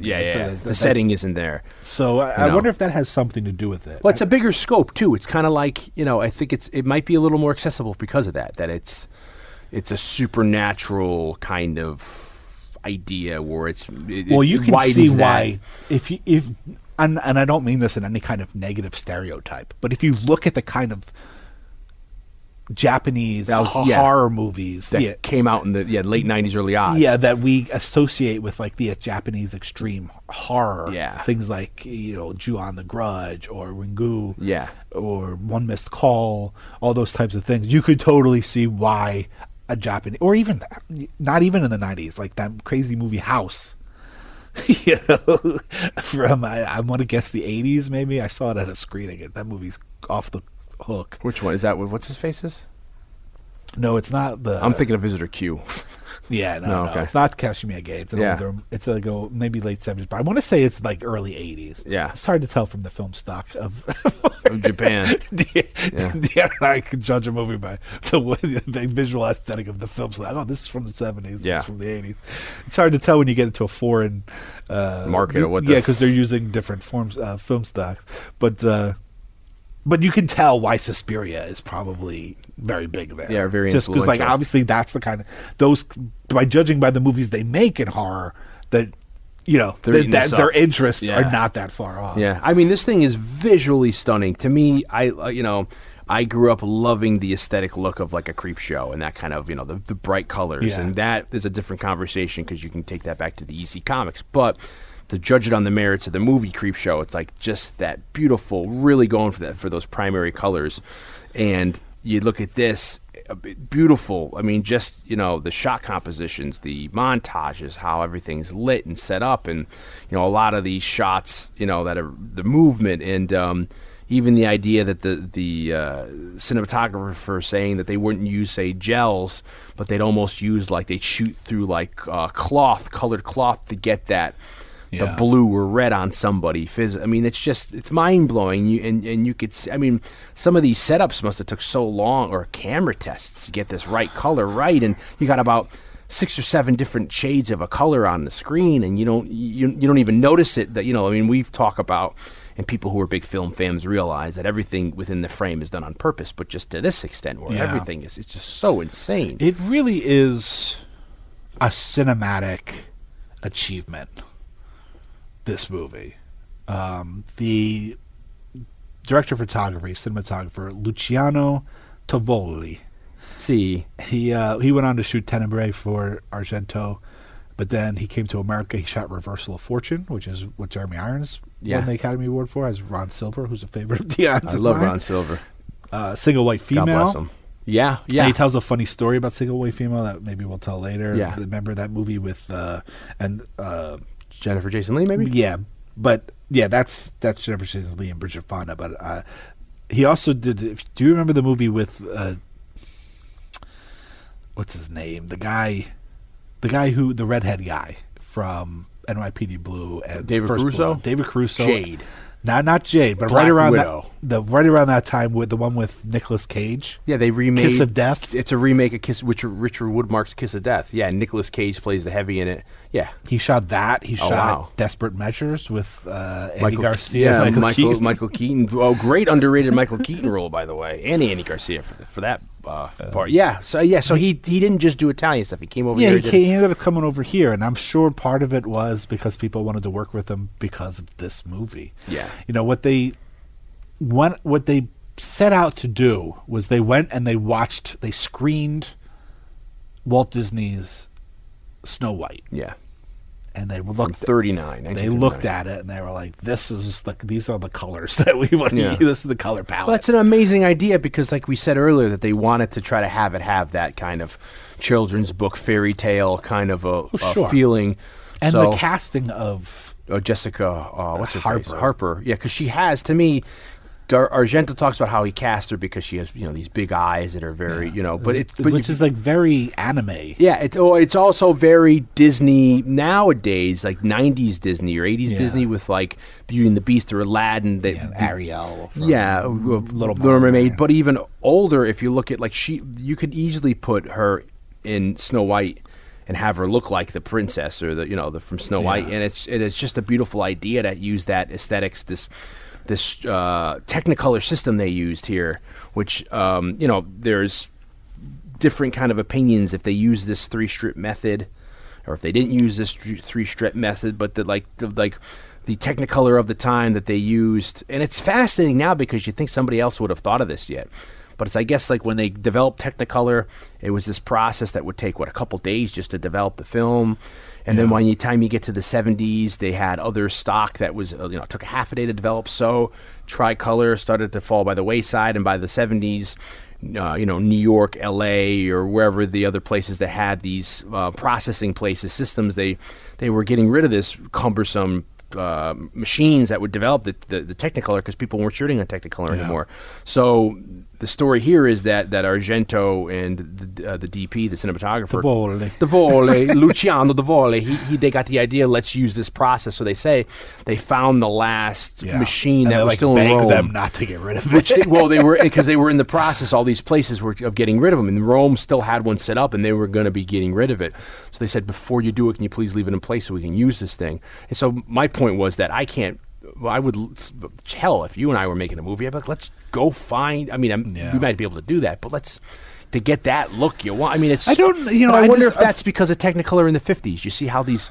I never put it together, but the beautiful colors of the Hitchcock years in the 50s, or like the Warner Brothers Rebel Without a Cause, and those beautiful reds, and that it's because they're shooting on CinemaScope Technicolor. I'm not sure Forbidden because Planet, this is, I know more than the average Joe about shooting film because we shot hundreds and hundreds of feet of 16 millimeter. We did, and got a process and stuff, but I don't know enough. When people shot film, I don't know enough about it to really understand the Technicolor process and how it works, because Argento says that they were looking for a very low ASA, a very slow film stock. What's that mean? Which means that the slower it is, the more light you need to get an exposure on the film. But the less grain you get. Visible. So it's a much nicer, more pleasant, smoother image, but it takes a lot of light to get it. So like in the old days, a lot of the film stock at that time was slower, so that's why in old movies you needed those big lights, and you had to shoot in a studio. We talked a couple months ago with Bullet, the advent of the Ariflexes, but like faster film stock, you don't need that much light, so that lets you be able to shoot more on location because you don't have to set these big-ass lights up and all that. But the other side of that is you're going to get it's a grain, little grittier. You start seeing like the celluloid, the imperfections on the celluloid. That's what I don't understand now when people are like, going 4K to 8K to 24K. It's like, but how good can you make a movie from the 50s and 60s look? I mean, how clear do you need that grain to be? Yeah, because it's there. It's not going to get any better, and it's. I don't understand where it's like you're going to see it like you've never saw it before, and it's like, but I'm seeing the same. So anyway, with here. You're saying they're looking for a particularly slow stock because they want that very clean, crisp, no grain, beautiful, they want it to look. But you're going to need a lot of light to get that exposure like that. And he says that they went to Kodak, and Kodak was sold, didn't have any for the assay they were looking for. And he says that they found a supply in Texas. Yeah. But it wasn't a lot. So what it caused was that they could only do like 1 or 2 takes of everything because they just didn't have enough film stock to be able to just keep doing stuff over and over again, which I think is fascinating. But then I don't understand. Because that's a whole other process too, because people don't realize who ever shoot film, you can't nowadays with, your phone, your videotape camcorder, you can let stuff roll, but when you're shooting film, you only have a spool. 100 feet, 800 feet. So you gotta, until that canister runs out, the Mickey Mouse ears it goes from one to the other. You have to really choose you can't just let that shit run endlessly because, Which I think was the biggest benefit of going to film school at the time that we went to. Right on the end of it, of the was film that era. We understood, had to be economic. Because Blake and I, everyone else at that school, well, Jesus, we put our parents spending all that money because we were buying Kodak film, 16 millimeter reversal it's or negative. 10 minutes at a pop, of a roll. And then, so 800 feet equals 10 minutes. 100 feet is like 2 minutes. And that was, not only was it, we were getting a college discount, a student discount, but not only is it balls-ass expensive to buy, then you got to and then what are you buying? Reversal or negative? Reversal meaning that when you develop, it's like a Polaroid. That's the only copy you have. But with negative, you can make prints like you have. It's a negative. And then you got to process it, which means you got to send it someplace for someone to develop it. Then you get it back, and you got to make sure that they develop it too bright, too low. Is it underexposed, overexposed? And then you got to color correct it. Then you got to go back, and if you're shooting negative, you got to get prints of it. And it's just, then you got to sync, your sound. It was this whole process before you even get to the editing, aspect. You got to sync it to make sure So not really understanding the Technicolor process. I'm unclear as to whether that they're saying it takes 3 days to develop. That Technicolor is a film stock or if it's a processing of method. to make it to have these colors to look a certain develop way. it and then reprint it. So they found this film stock in Texas allegedly, and so it makes them be very choosy with how many takes they do. Now, as Dion pointed out, they use the last Technicolor processing machine that Rome had. Suspiria ends up being one of the last Technicolor films ever made. Because of that. Just because of what Dion was saying, where it's just going by the wayside, that thing. Now, when in the processing, apparently there's a filter in the printing process of making your prints, where I'm not quite clear what it does. They explain in that documentary that it softens the borders, and I guess makes, I don't know, a more defined image somehow or whatever. But they end up taking that filter out. And when they process it, and that is one of the things that adds to that visual aesthetic to Suspiria. Now, they also apparently some kind of process, which is a word that I'm afraid to try to pronounce. I'll do it because I fuck everything up. It is called the imbibition. Imbibition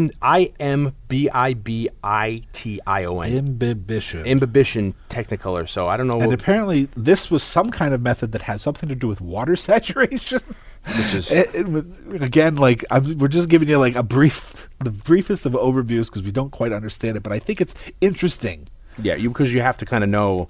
And in doing this way of processing... here it is. Imbibition is a special type of diffusion when water is absorbed by solid colloids, causing an enormous increase in volume. Examples include the absorption of water by seeds or dry wood. Matrix potential contributes to significant... So I guess it's the... Somehow the absorption of the celluloid on the film. But apparently the effect of it makes the colors particularly vivid. And the same process was used during the Oz sections of Wizard of Oz. To have it look that striking. And then Gone with the Wind. So because they were also using Technicolor, that process at the time. So this all of this attributes to imbibition. The people just rolling their eyes into the visual aesthetic of Suspiria. Yeah. And one of the reasons why them doing a 4K print of this movie is probably going to look balls ass crazy. Yeah, like, you know. How sharp that'll be sharp. But what does that mean? The technical three? See, I'm asking you. Yeah, I don't understand the three-strip process. And I think that clearly has to do. You're dealing with magenta, cyan, and green. Yeah, I think for film and video, and something. I'm sure it has something to do with maybe you're processing each. This is a guess. Yeah. Not even totally educated guess. Yeah. But I'm sure maybe it has to do with that you're processing each color at a time, kind of the way they do screen prints. Yeah.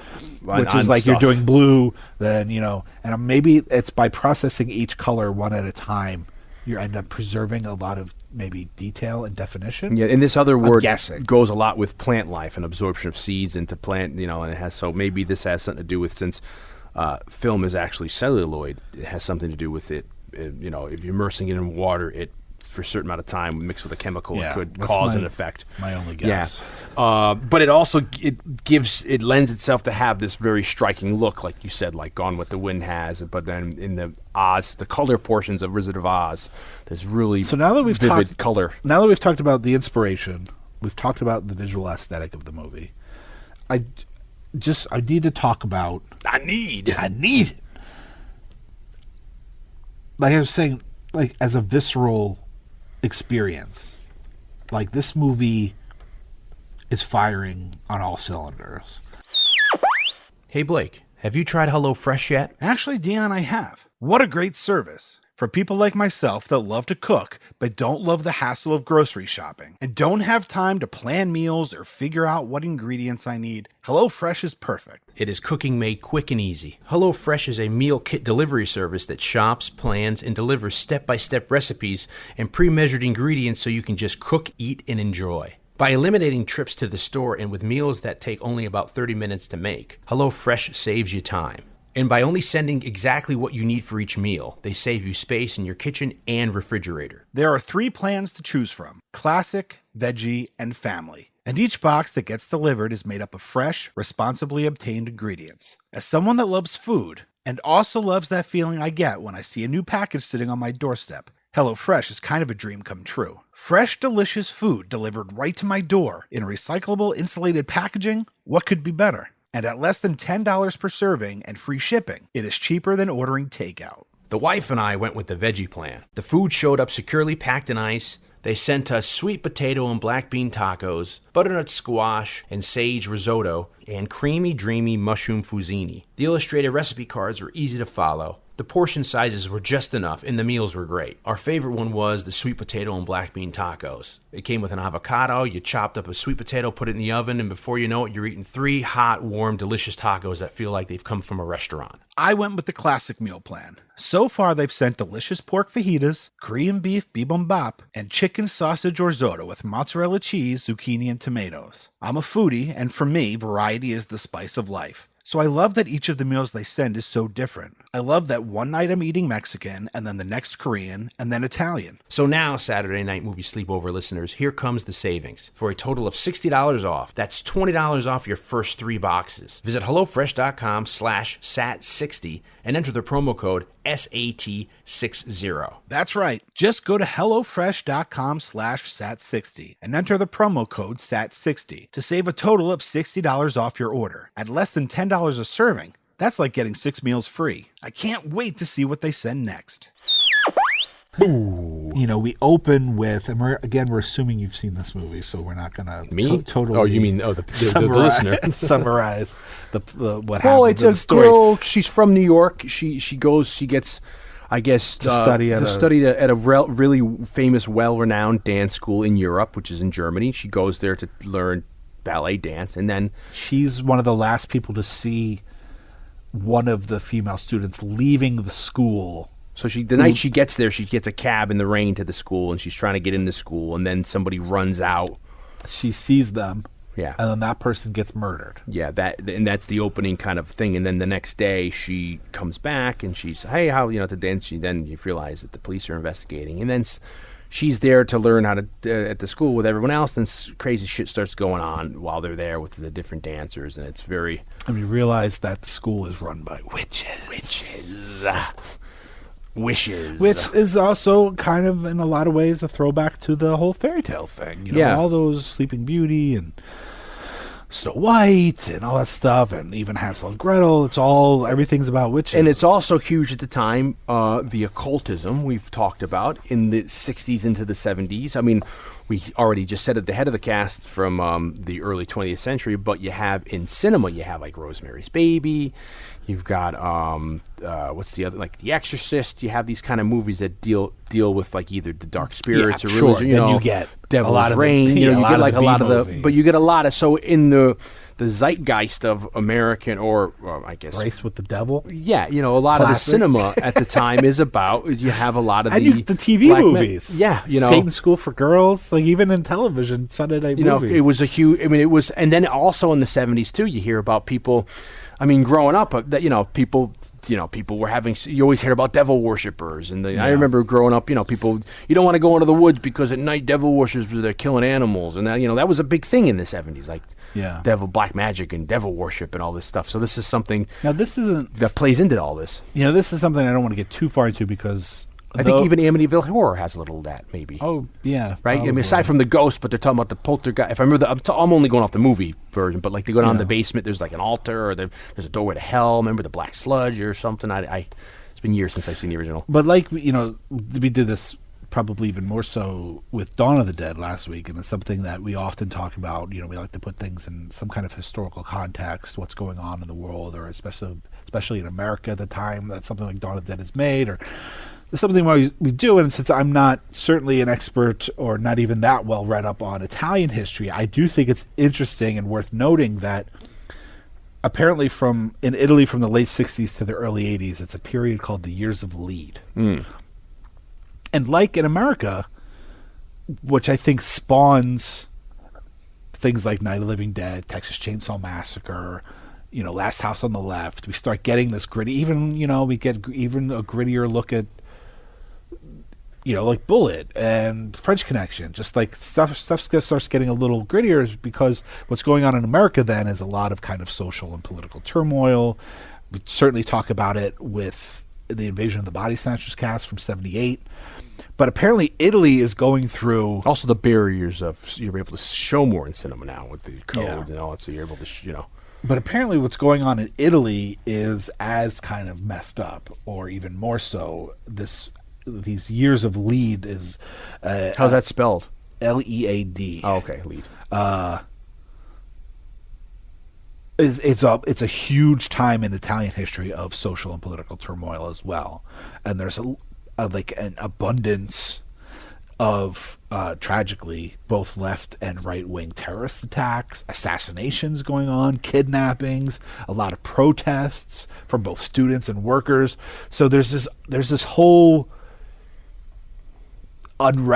civil unrest going on in Italy at the time, and I don't know if it can't be coincidence that we start getting in the late 60s, we start getting, Mario Bava starts going out with like Bay of Blood, and then Argento kind of rises to the foreground with his like violent interpretations of giallo and mystery thrillers, and then Fulci comes along and starts upping the gore factor.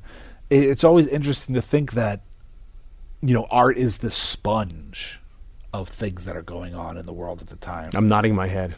And Italy is no different. Yeah, of course. Often, we talk about Italy as being, they'll take Dawn of the Dead and then they'll run with that zombie idea until they beat it to the ground, trying to make a buck, selling a million zombie movies. The spaghetti westerns were that way. The Sergio Leone made some spaghetti westerns, became big, and then Italy just churned out a million. And then in the 60s into the 70s, also the genre film, like the crime films. They have a lot of heist films, like what's the name of that? The Jean Maria Volonté, the Circle, the Red Circle, the Circle something. But there's a bunch of these crime. Yeah, that was big too. Genre crime heist films. And then you also get the escapism of the sex comedies, which were also very big in Italy. Yeah. That took it to the other level. Like, yes, this exploration of violence, which is happening in like Britain too. They had a lot of those sex romps in this. But we all know Benny Hill as a joke, but they Yeah. had a lot of that. That's like Europe. It's like second nature to have like girls running around in bikinis and guys like ogling them. There's no plot except like to see the girls topless. Yeah. And hey, nothing wrong with that for me. But, I just, I Yeah. thought it's because it's something that we frequently do on the show. I thought it was worth mentioning. Of course. That, Italy's at its most edgy and extreme during this period of fucked up shit going on socially and politically. The byproduct is in these, Italy. or these kind of movies that are coming out and showing. Then another thing that Argento does here, which is a method that is used back to Leone and stuff, is they shoot everything MOS. Yeah. Meaning Mit-out sound. Mit-out sound, and that means that Leone would do this. Is that if you're gonna make a movie and then you're gonna dub it in a dozen languages, Because their main market was not Italy. Yeah, they made the most money exporting their goods to Internationally. America, Germany, Yeah. all the surrounding European countries.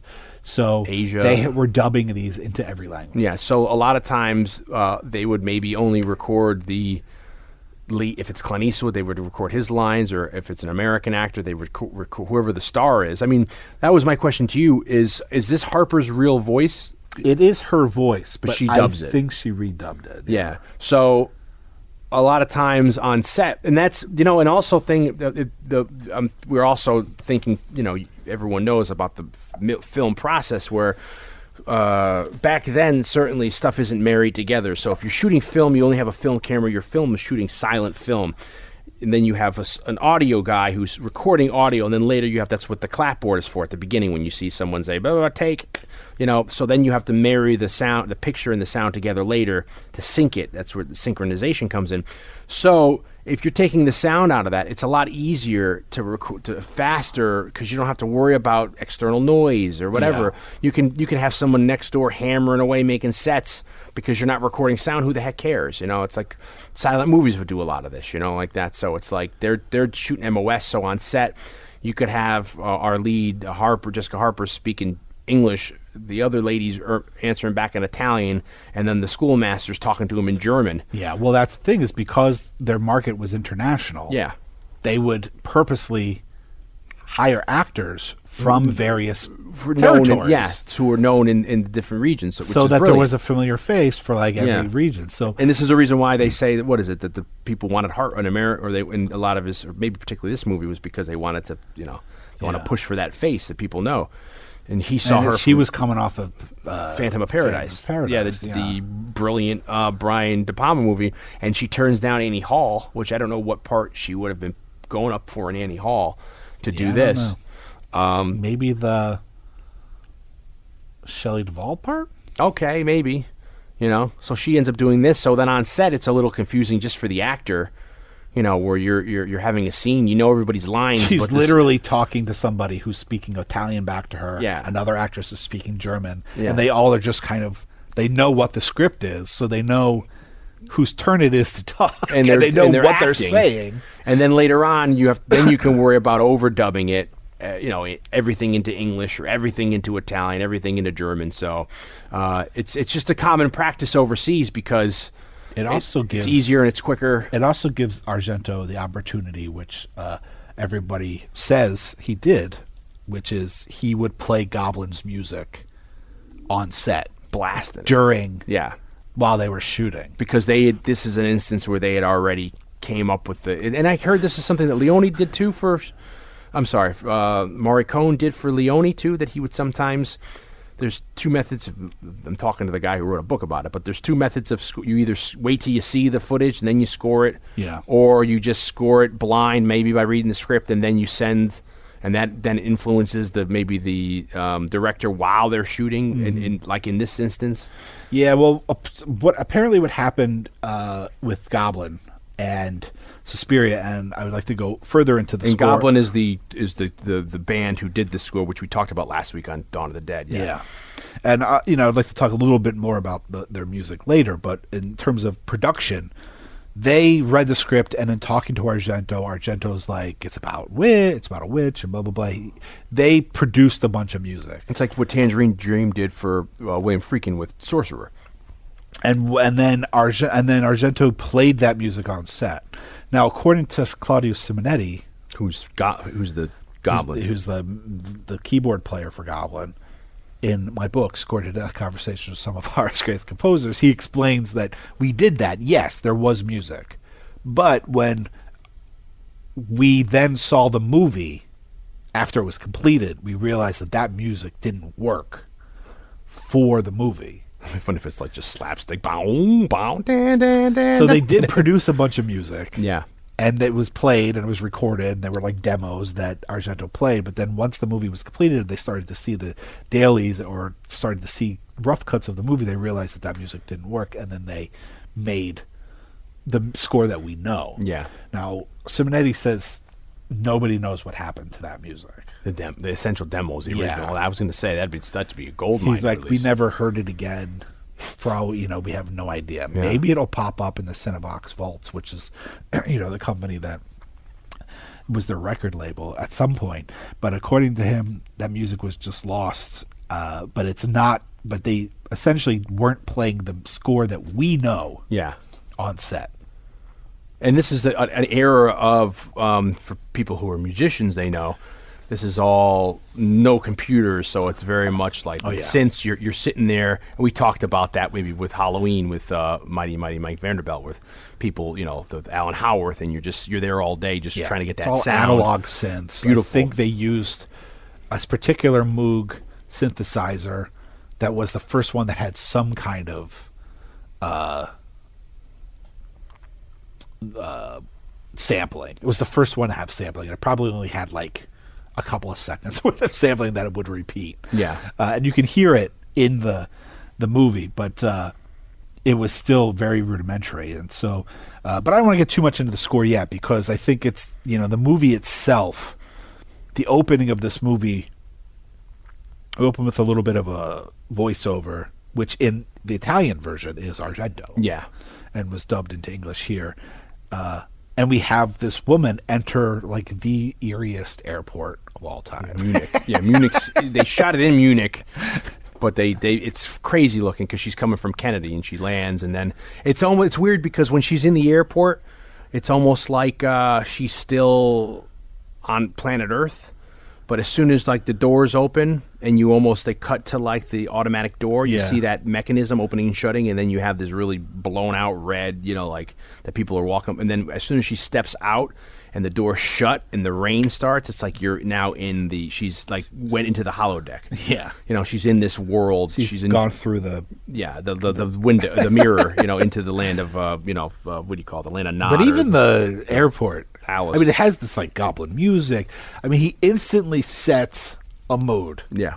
This became a thing for, Halloween does it to a certain extent with like setting up the suspense of the POV and then the murder of Judith Myers, the opening with a bang. But Argento takes this idea to like the umpteenth degree, where it's like we enter this whacked out psychedelic, airport with this crazy progressive music, synthesized music, and then into torrential downpour. Yeah, and you're saying the psychedelic too. The 70s is disco, so we're a lot of bright colors, strobe lights, disco balls, like all that's the era of just excess.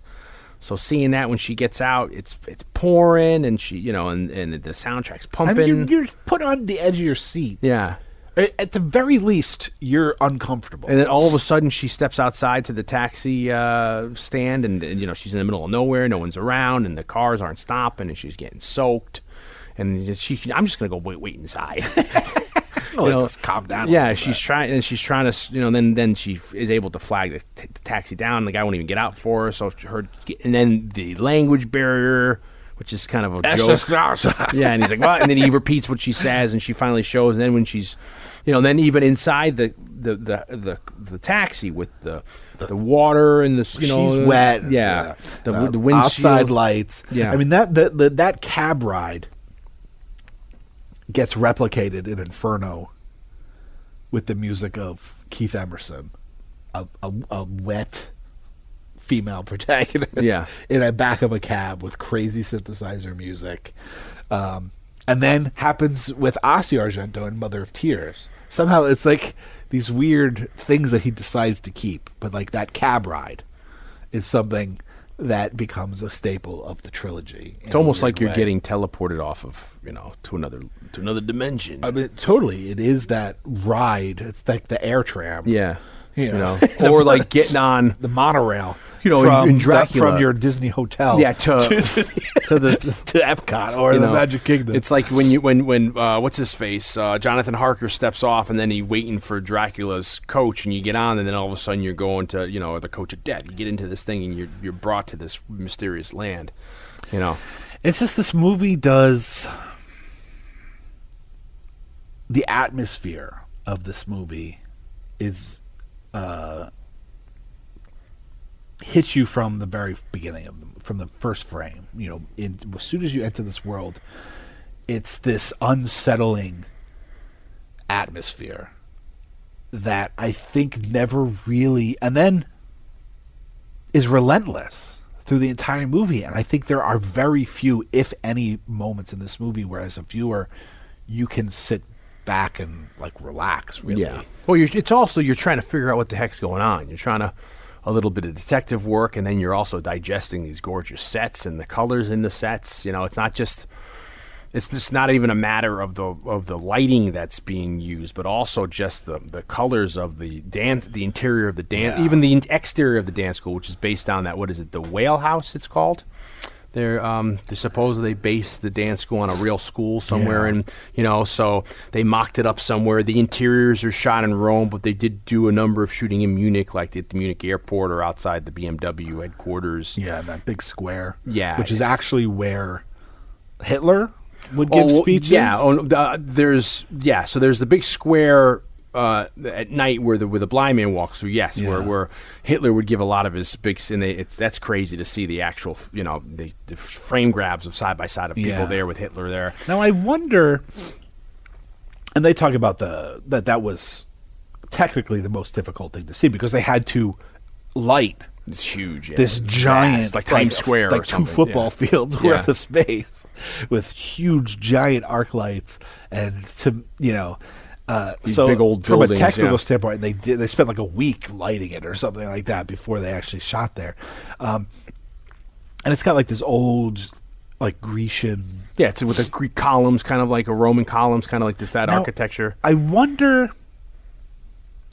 1977, this movie comes out. Maybe for Americans, but I'm asking more for Europeans. Does that do you think that location in 1977, as opposed to 40 years later now, means something to viewers? Or was like being a place of indicative of? Do you think like that there are viewers, more specifically, I'm sure German viewers, but maybe European viewers that see that scene and connotations of where that it was. Means something different to them. Maybe. I mean, it carries more weight. It's not just a coincidence that they're shooting there. Like it's like they're using it for a kind of a maybe not even maybe not even like intentionally. Yeah, but just by fact, ipso facto. Yeah, that it's shot in this place that its biggest claim to fame, for lack of a better term, is that Hitler gave a lot of monumental speeches. I mean, I would think that would be lost on people outside of Germany. I find it more. I just don't know if like newsreels, were traveling around that had footage from there, and that architecture is so clear, so specific. I mean, maybe. I mean, I look at a lot of it like, since a lot of Germany, to a large extent, was just carpet bombed. By the end of the war, they had to rebuild basically everything. So you get a lot of like Munich airport. Got a lot of that new 50s and 60s kind of look and design, and then the BMW headquarters where she talks at one point. Yeah, and then they even do that shot that looks to me from high above very reminiscent of North by Northwest when Cary Grant's leaving the UN. Yeah, and so I wonder if there's just a dichotomy there of them showing like the newer classic architecture versus even the contemporary like neo futuristic. Where it's you have the dance school the interiors of the dance school, and then this big square to then be contrasted by this very modern, which now looks like mid-century European architecture. Those buildings, Lincoln Center area has a lot of this kind of because architecture. that's all what is that 40s and 50s. They you get a lot of that in the 50s, and even our alma mater. It's all made out of brick, and it's all very that design, that 60s. New Haven has a lot of that brutalism kind of look. So I don't know. That could be, to shoot there, but there's so much going on within the frame, especially when they get into the dance school, of just how the rooms look, the red room and the thing, when the colors, it doesn't even look like a dance school. Velvet curtains. Yeah, lush colors. And then you're trying to figure out what the heck's going on. I mean, they have a barbed wire room, or they have this, they have this, They're keeping the razor wire. Yeah, they keep razor wire for the summer. They need to bring it back, waiting to bring it back out for summer to surround the... just in case, just in case something happens or whatever. It's to protect the kids. And then even the forest is very to me, like I said, it looked like the Batman '89 when he's driving back. Where are we going? It's it's like you can see the Batmobile go by, and try to make heads or tails of what's going on in the script. Like at the beginning, when the woman we talked about, her name in the movie is Pat Hingle, which is hilarious because Pat Hingle is a phenomenal character actor that I think a lot of our people will know as the Commissioner Gordon in the Tim Burton movies.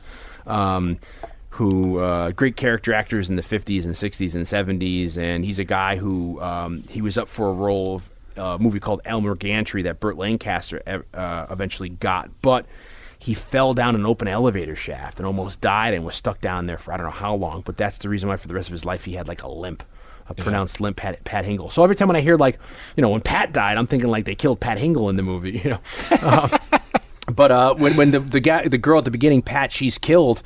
It's like, do they even you see these hands with the knife and the black gloves and they're very hairy hands, and actually you might even see like some nails on them. You don't really know who that is. Yeah. At first you think it's like because the other woman that's there saying, oh, it's a killer's here, a killer. So you don't know, is it a killer or it must be demonic. Yeah, that's part of.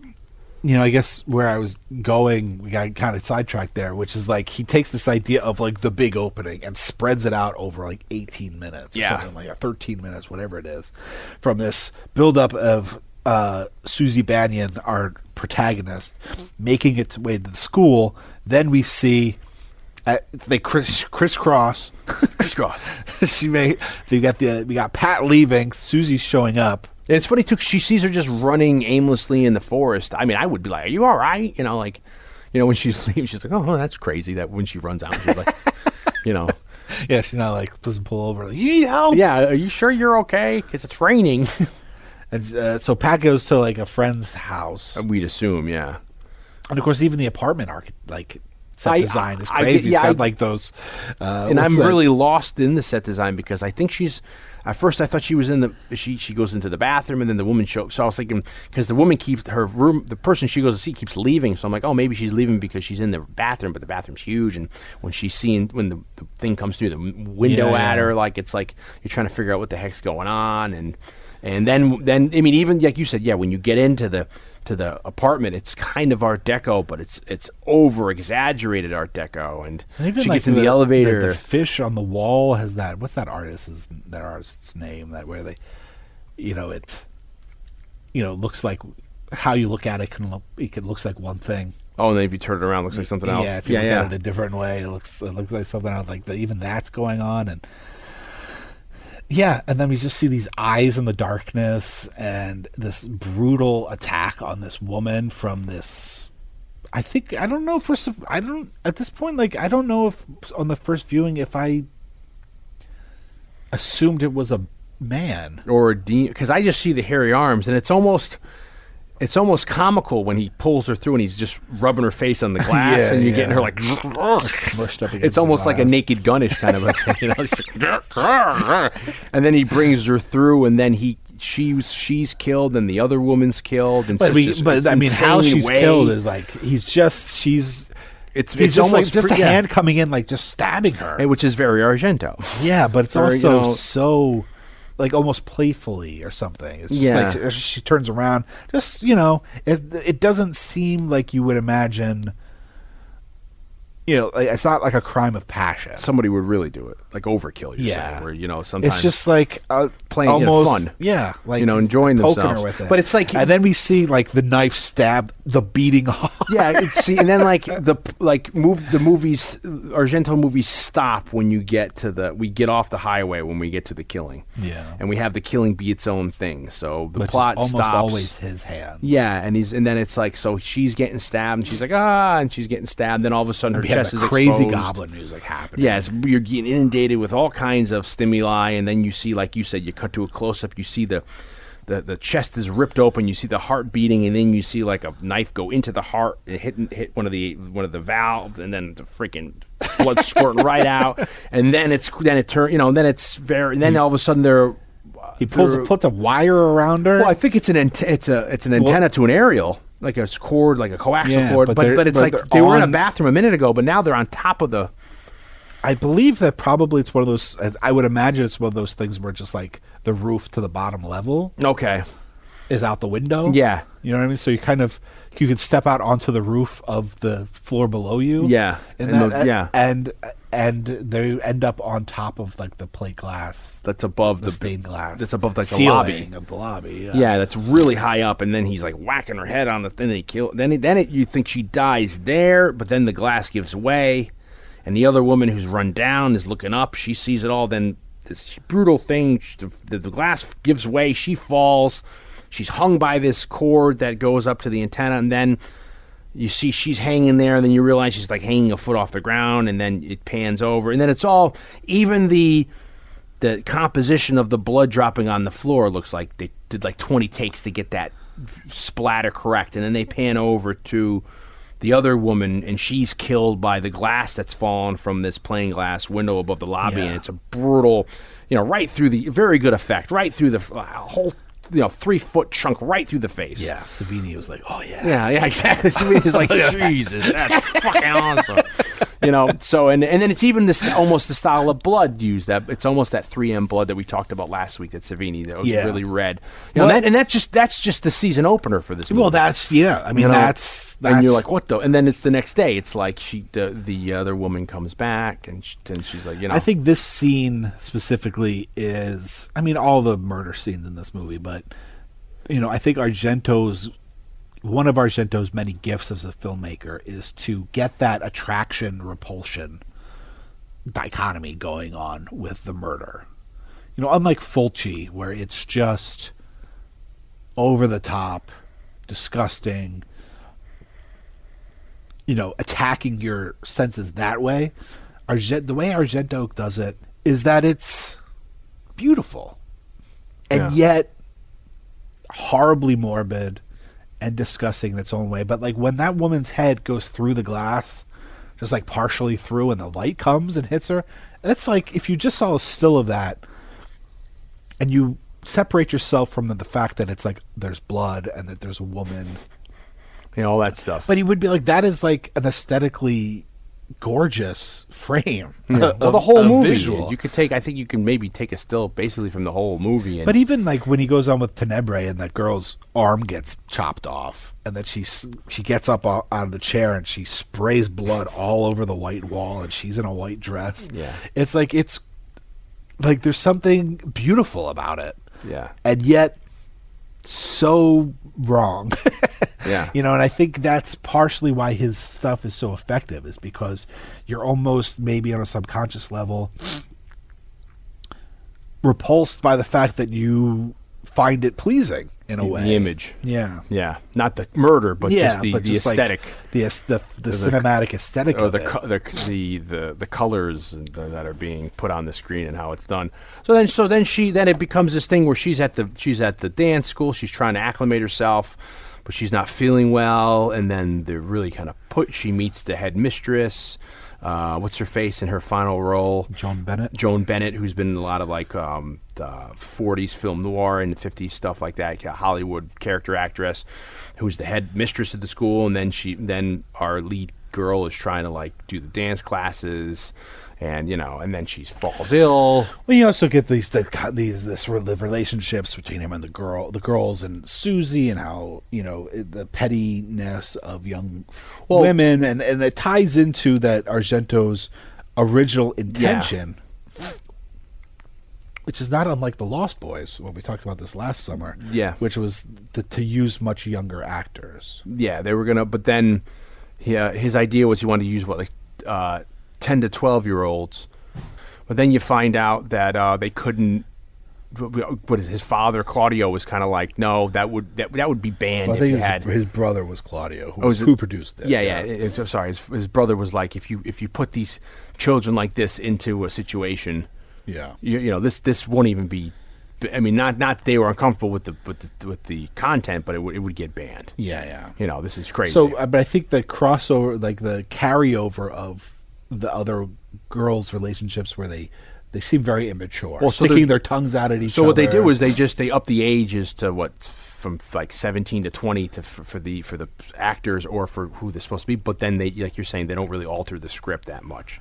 So so you kind of reflective of their having this, not pettiness, but this childlike reactions to each other, or the very immature kind of back and forths. And even then, I like the stylistic, which I never really realized of them.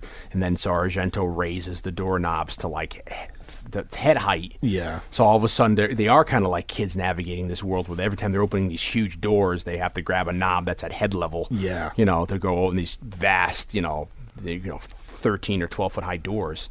But that's another great interesting idea of having it all be like this fairy tale, this children's thing, and then everything that's working there, because then you have the blind man there. The blind man comes. The blind man it's interesting that because the blind man to the back of me looks like Dario Argento, with how his hairstyle is, and I'm like, is that Dario cameoing? And then it's not. But it's interesting that like the two men that you have the nephew or whatever. You have the little boy, and you have the hunky. Oh, the dude, the dancer. Yeah. But the Alexander Goodenough of the. But the two guys that work at the thing, we have one that's mute, and then one that's blind. The mute with the new dentures teeth, or whatever. Yeah. And then the guy who's blind, who doesn't seem to be a part of it. No, he's just coming because he's blind. He's a piano player, and he's giving rhythm to the dance classes. Yeah. And he comes with his dog, his German Shepherd. He leaves the German Shepherd outside all day long, panting to death, the poor thing. And then you kind of first you think it's almost like, I guess, the idea of the being able to control the lower. Intelligence levels of the animal kingdom, say, or whatever. So because then you have the idea. There's a scene where the child who's the nephew is supposedly attacked by the dog, but you never see. Yeah. Or you never even see the nephew really again. Maybe you might see him in a shot later on, but you don't really know what plays out there. And then the head dance instructor kind of belittles and almost takes pleasure in.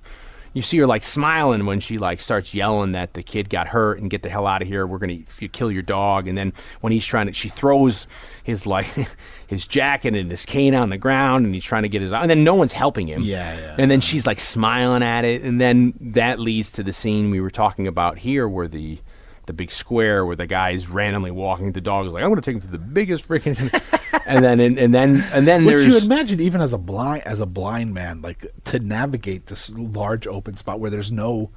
Yeah, there's nothing around. He's got his and he must cane know from the sounds how echoey it is. And then there's an idea. You see this. There's all kinds of birds and pigeons up on top of these kind of buildings that are around these Greek or Roman kind of looking like court buildings and stuff.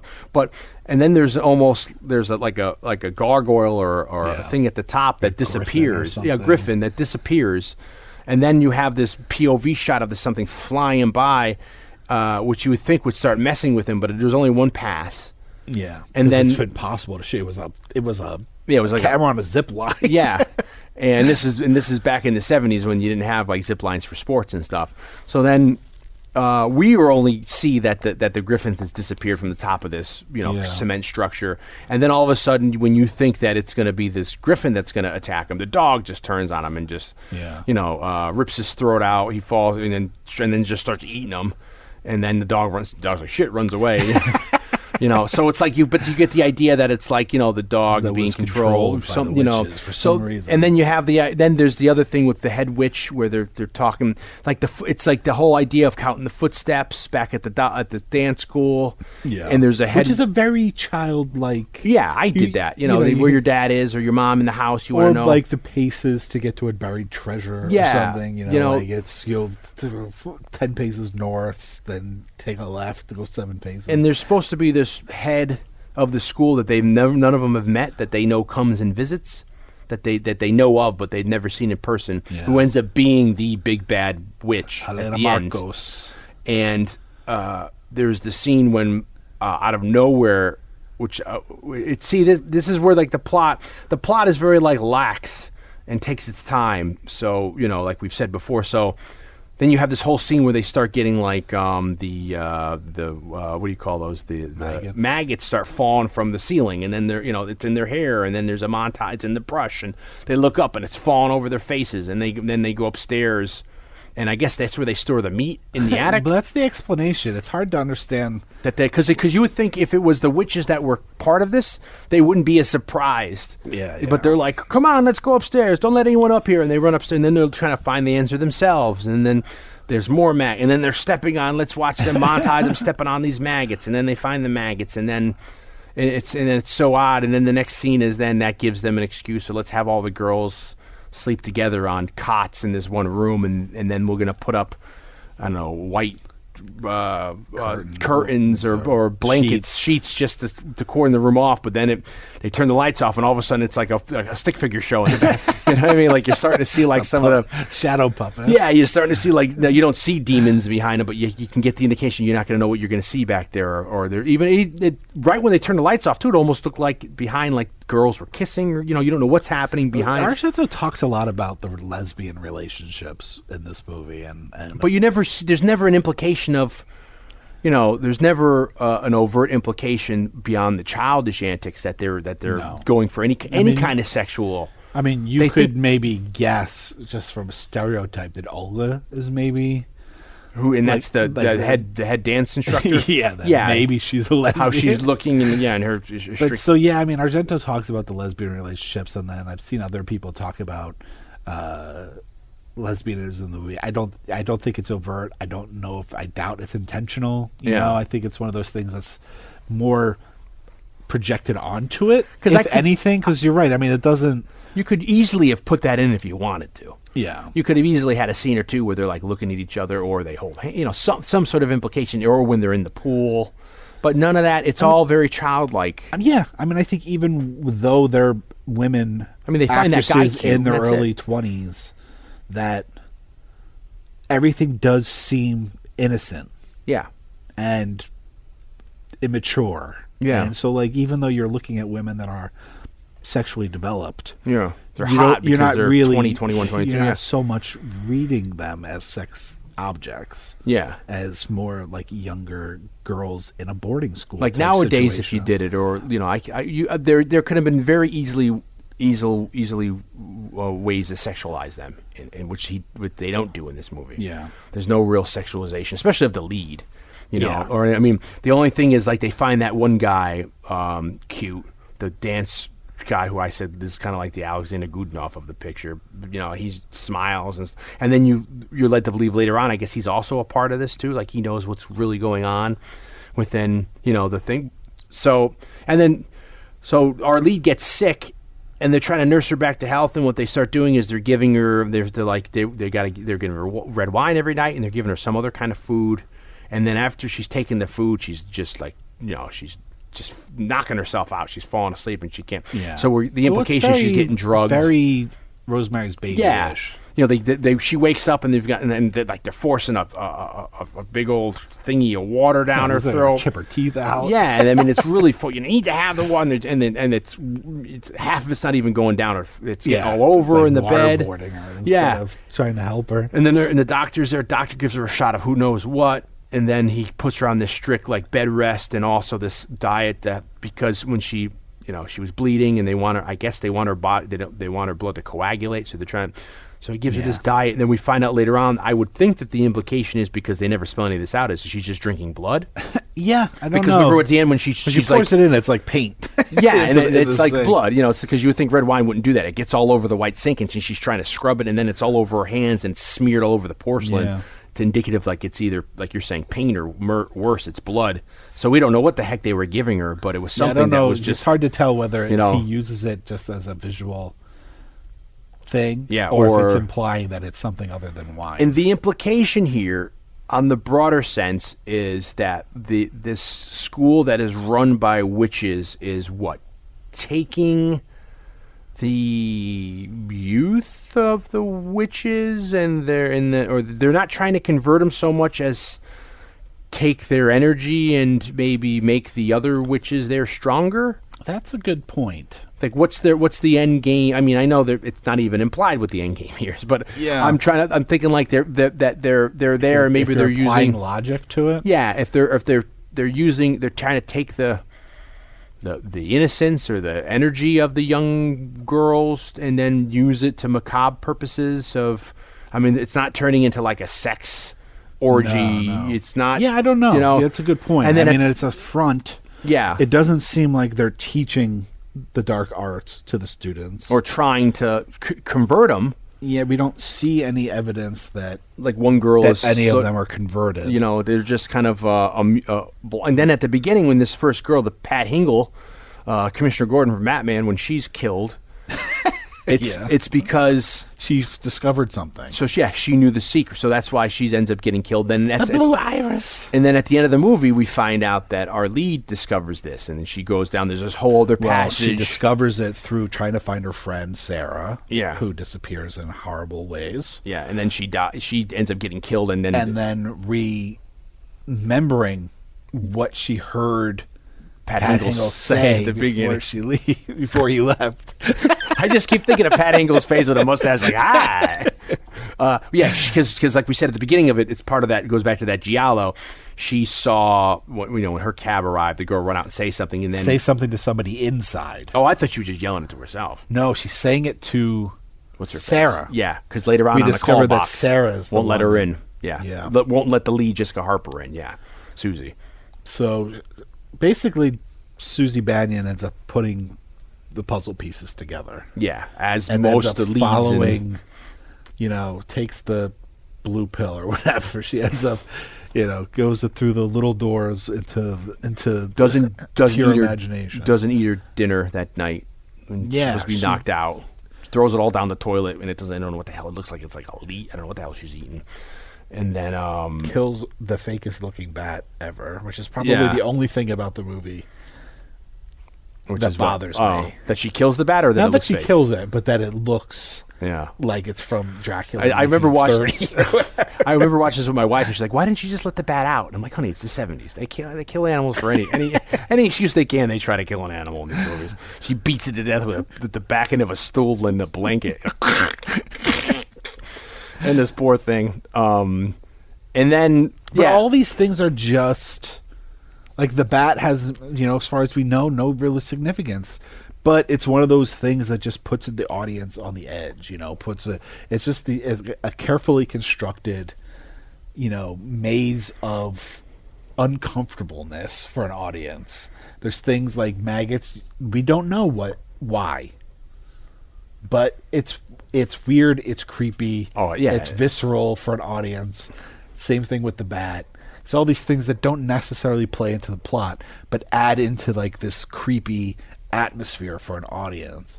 And in that way, Suspiria, I think, is completely successful. And even with the music, for instance, Goblin.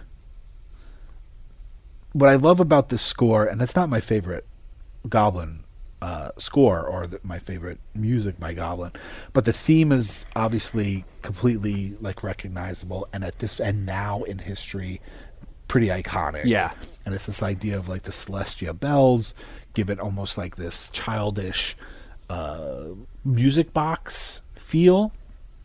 But it's amazing. Yeah, the actual like theme, the themes in here, the musical themes in the score, in the cuts, where you have that music box kind of a sound, and there's so much stuff going on with and always I remember the takeaway from this was the boom. Yeah. Boom. Yeah. You know, and that's so particular, that sound too. But then also the other thing with Claudio Simonetti saying like those whispers, you know, which is kind of just like gibberish, but if you listen closely, it's like almost behind. Yeah, it's behind. He's saying stuff. Either it's just complete gibberish, like whispers, and that's even, they say, what is it? Suspiria means, like we said, the word either means to sigh, sighed, or whispered, and then some points it's almost like you're saying he is saying words like whisper, how to get to, you know, and it makes nonsense, but that's creepy too because you don't sometimes notice that it's there behind the music. Yeah. So, you know, and that's almost a layer of gravy, too, behind all this other visual splendor. Well, it's also, what a lot of that's doing is doing what ends up being a pretty well-used convention in horror movie scores, and probably other scores, too. But you get, you know, the dun-dun in Jaws is because we don't see the shark. Yeah. It's to let the audience know that the shark is here, or give them the sense that it's here, even if it's not, to kind of falsely lead them. You know, Harry Manfredini does it with the yeah. We've talked about this in some other episodes. Yeah, that it gets the audience like there's danger afoot. Yeah, it's letting the audience Tension. know that Jason could be here. Yeah, something, or the POV. Doesn't that Manfredini say that? Yeah. So you don't get confused in those movies with the POV. You realize that it could be the killer. It's not just some stylized shot. It's actually somebody looking at something. Yeah. Or in Black Christmases, and they're like heavy breathing. Yeah. You know, like that. So you know.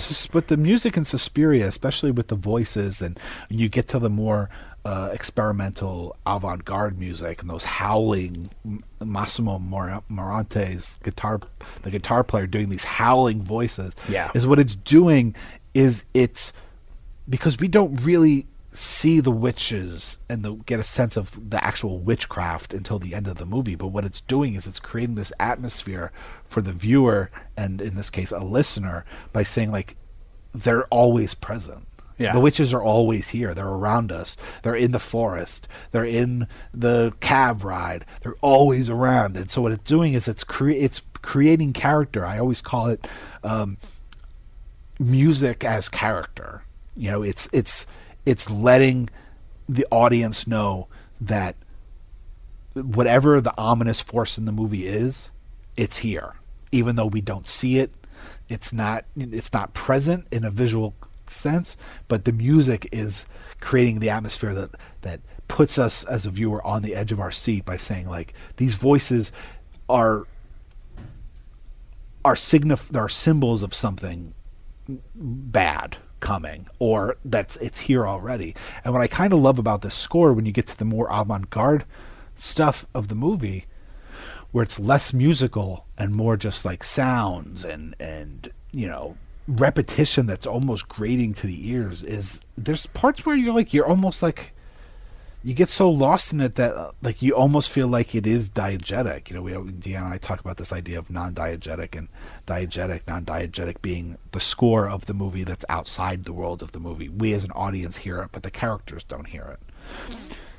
The thing with Suspiria is sometimes like I don't know. Like, are the audience like you almost feel like maybe they are hearing this howling happening, you know. Yeah. It also becomes more sound effect than music. It's you know, I got a lot of that when we screened Halloween, the 78 one for the beginning of the October, where it's like some of that note sustaining is almost grating. It gets you can't relax because you have this note just being sustained forever, and you're like, what's gonna happen? When's it gonna stop? And it's like here you get that, like it's putting you on such an unease for whatever, and then at the end of this movie, nothing is really.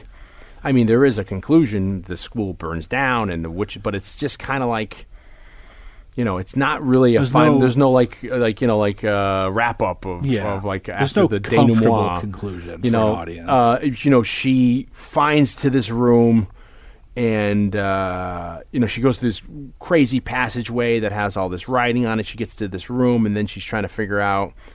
Now, apparently, this comes from a dream that Daria Nicolodi had. Yeah, she said. Which is, she had this idea where she had a dream where a vision. She saw in the dream, she saw these irises on the wall, and she turned the blue one. Yeah. And it opened up a passageway. Which is what the woman at the beginning of this, we find out, is what she was saying. Turn the blue one, the iris. And then so Susie Jessica Harper turns the blue in this room that leads to nowhere, and then a passageway opens, and she enters in this whole other wing of this castle or building. And in the dream, Nicolodi goes down this hallway, and she enters this room where there was like this anthropomorphic figure, which is kind of what we see behind the curtains of around the bed. And I think in the dream she even talks about that, like in the dream there was an exploding panther, or there was a real panther in the dream or something. So in the movie they have a figurine of a panther that blows up, and then everything that's starts supposed to be like in the dream it was the panther was like the ultimate like spirit animal of the witch or whatever it was in the dream. And because they couldn't do that, they still made a nod to it by having the like a little statue of the panther explode, which is happening at the end of when Marcos is dying. Yeah, it's crazy because you have these, which they do earlier when the girls are bunking together, where you have the lights turn off and you have these sheets up and you have these images behind these sheets, and you have at one point Susie and her friend, they think behind her is sleeping. Yeah. Like the head mistress, because she can tell by the snoring. Mm-hmm. And then at the end here, where we're talking about this climactic scene, you can see on the other side of the sheet there's someone in a bed, and she's going to go, and she pulls the sheet back, and there's no one there. But then you realize it's like... Then like the lightning strikes, and she's outside. She's seeing the reflection of the light on the figure. On the figure. Can't see her. So it happens a couple times, and then it's very iconic, like her. She's got like... she picks something up off the floor and she wants to stab it, and then which I think is a nod to Bird with Crystal Plumage, because it's a statue of a bird. Yeah, with like these crystal. Oh, the thingies, like it's almost plumage. Like it's a So he's giving a little shout out to himself. Yeah, and because she picks up one of those quills. Yeah, that's made out of like crystal or something. Yeah, and she's going to go use this as a weapon. And then she's standing. That's the very iconic image where she's standing there like ready to go, and then behind her, a door opens and her dead friend comes out. We're trying to kill her. Possessed killer. Yeah. And then she turns our lead, and she stabs the outline of where somebody should be sitting, and she hits this witch that then materializes as this really old ancient. They said they used a 90-year-old ex-hooker who went unbilled or unaccredited in makeup. And then as soon as she stabs this head witch through the throat, everything starts falling apart. Everything starts blowing up. And then when she's making her way out, she looks down the hall at the room where all the headmistress and everybody was. They're like feigning, screaming in the same area. It's almost like you see like in a space movie where like the airlock, they're losing the air. Yeah, they do see like this like wind, and looks like they're suffocating. Yeah, so like it's almost like she stabbed the one witch in the throat. Everybody's feeling so, because then the servant that's mute with the teeth, he's on the ground bleeding out.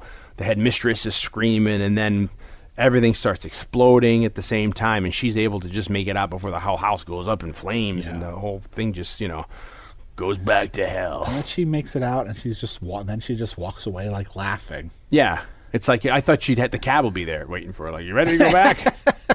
She just it's almost like she made it out tonight. And then you get my favorite Argento credit that happens not frequently, but at least a few times. It was like, "You have been watching Suspiria," and it's just such a surreal movie that now is finally getting a remake. Although the new director says it's a personal interpretation, because you can't remake this, and they've been talking all the way since like 2008 about remaking this with Natalie Portman, and then that kind of fell by the wayside. That kind of stalled.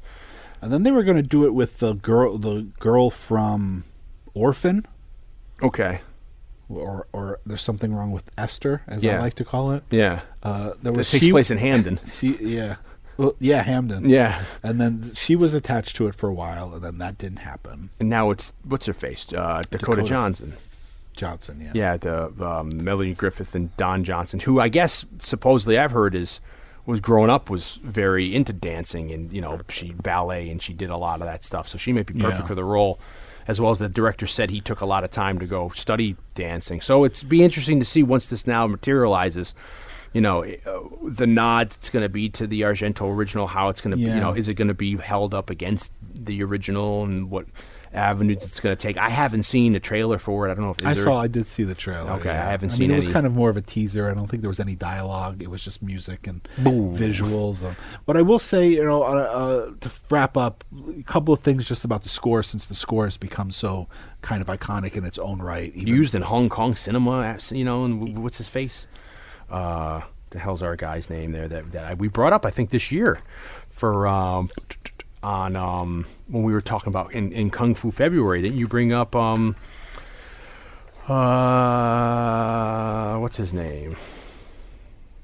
I don't know either. Ying Wing. Didn't you bring Yuan Wu Ping? Yeah, maybe. Yeah, because he did.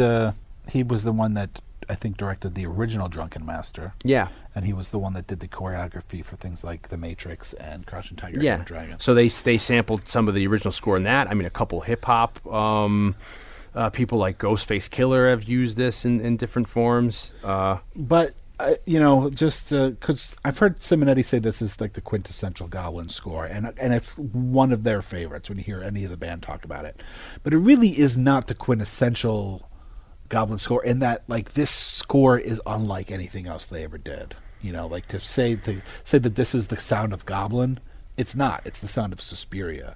They incorporate a lot of kind of like ethnic instruments, the Greek bouzouki, which is kind of a Greek mandolin. Yeah, big. It's big. Yeah, They say African. To them it was like because Marcos is kind of a Greek name, and the tabla and these African drums. They don't use a regular drum set. All the percussion is more of an ethnic persuasion. Yeah.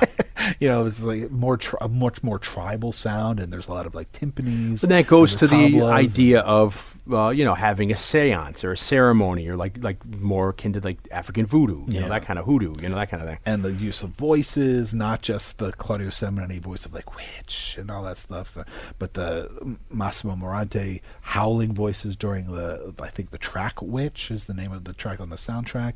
And then, of course, there's I lost my train of thought. And then they also experiment with other things, like crackling plastic cups up against them, like next to the microphone, hitting buckets that are full of water. That might get that boom. I mean, all it's this, so unique. It's their most experimental score. Not all of it is completely like experimental and avant-garde. There are tracks that sound more like progressive rock, but this soundtrack is unlike anything else Goblin has ever done. Yeah. And partially it's because they had so much time. With with Profondo Rosso, with Deep Red, they only had like 2 weeks or something. That's more. Is that more jam bandy? Like that's it's much more progressive rock. Yeah. Whereas they worked on Jazzy. Suspiria for months, from before it started shooting till by the time Profondo Rosso came out, the album Profondo. The Deep Red soundtrack is called Profondo Rosso because that's the name of the record, the soundtrack album, which was a huge hit. So commercially, you're saying, commercially, like it charted, made a lot of money. Yeah. Like it was a huge Billboard equivalent for Italy's charts. So then they did an album called Roller, which is much more in the vein of Deep Red, although it's not all Goblin, it's not a soundtrack. It's just an album. But which didn't fare as well, but as Profondo Rosso did. But coming on to Suspiria, having it be another Argento soundtrack, I think there were high hopes that this could be another hit. Yeah. So it was kind of like money was not an object. They were free to be in the studio for as long as they wanted, and they were doing this experimentation. And that, I think, because of the amount of time they had, they were comfortable with taking a lot of that time to experiment with different sounds that weren't necessarily coming from instruments, or experimenting with all these other instruments that don't typically get used. Yeah. So I think this is an instance, you say restriction. I often say restriction can, breed, more creativity. This is an instance where like time and endless resources did pay off The for a experimentation, script, for a soundtrack that is now, considered one of the great soundtracks of all time, always considered like number 2 of the greatest horror movie soundtracks behind Halloween in most lists of that sort. And it is half the movie. It's the way Suspiria is married to image, when the music of Suspiria is married to the image of Suspiria, is unlike most movies. Yeah. Like, it really is half of the effectiveness of how of whatever it's evoking in the audience. It's coming from the music as much as it's coming from those crazy, lush, colorful images. Yeah. It's really like this beautiful cacophony of sound and visuals and light and, drama and everything. It's really this visceral exploration of this insane surrealist world that that originated from various different sources, like we talked about in the inspiration, but all through that lens of Dario Argento's mind. Yeah. Into a masterpiece that really could never be remade. Yeah. Can only be reinterpreted from somebody else's lens. Yeah. And hopefully the remake is good. I mean, I think it looks promising. I think it's smart to say we can't do what Argento did. We can't redo. No other filmmaker could make Suspiria, the Argento Suspiria. So let's not try to make some bastardized version of that. Let's take this simple concept of a dancer who finds herself in this world of the dark arts and I'm guessing witchcraft, and see how we can make a movie with that premise. Yeah. And make our own, what appears to be visually interesting and kind of edgy interpretation of it. Yeah. But Argento really, this is, although it's not my favorite Argento movie, it's hard to deny the power of it. And like I was saying, if art for a filmmaker is this balance between intuition and technical know-how, this would be the movie that you would point to, where it's like the blocks, the columns have aligned perfectly. Yeah. in something that is probably more popular now than it's ever been. Yeah, and like you said, it's not for everybody. It's hard. It's either, I don't know if you love it or you hate it, but it's certainly, it could almost be an acquired taste. Yeah, I feel or like you have to be in the right mood to kind of. It's not for everybody. Yeah. But for the people that it does speak to, yeah, it garners a very passionate audience. Yeah, of course. Yeah, and it's groundbreaking. It's it became one of his most. They came here. What did they do? They cut 8 minutes out of it. 20th Century Fox got it. They put it out. They cut 8 minutes out to get an R rating here, and it was a big enough hit here that I think it was like some studio here in the States. Like Inferno is like the sequel to this is like a studio picture. Yeah, it was a big enough hit that some American studio was like, okay, yeah, do it. Throw some money at it. Do another one. Yeah, and we'll be able to get something off of it. Yeah, of course. So yeah, I think it's definitely something that people should, hopefully have seen or know of, and especially with the new one coming out now. Well, I think most of our listeners have at least heard of it. Yeah, if not, have already seen it. If not, have already seen it a million times. Yeah, yeah. It's right up their alley, and then it closes out our October horror movie Extravaganza, which like we said at the beginning, it just seemed like it flew by. Maybe because we were just. We had so much else going on, and then it just... You got your book coming out. I got my book coming out. You have your book out. I'm now starting the sequel. Oh, you are? I'm just waiting for the contract to arrive in the mail, but I think I'm safe to say that I am now doing Scored to Death Volume 2 or Part 2. We don't know exactly what we're going to call it yet. Oh, that's awesome. But I'm now starting the second installment into the Scored to Death series of books. So... that's definitely exciting. Things have been busy. Yeah. For us both, outside of the podcast. Yeah, and I've got my book coming out December the 4th of 2018. Blood in the Streets. It's available for pre-order now on Amazon. It's going to be in paperback, ebook, and audiobook. If you like crime thrillers, if you like detective fiction, if you like historical fiction, If you like Dion. if you like gritty 70s movies, it's right up your alley. It's a thriller. I've already pre-ordered mine, so I that's hope nice. everybody else pre-orders And I've theirs, pre-ordered too. myself a copy too to say that I supported myself. So so December the 4th, it's a Tuesday. Blood in the Streets is coming out. Check that out on Amazon. Please go pre-order that. Whatever your tastes may be, if you like digital copies, if you want to just listen to it, or if you want to have the old-fashioned, like I prefer, the paperback, the physical copy.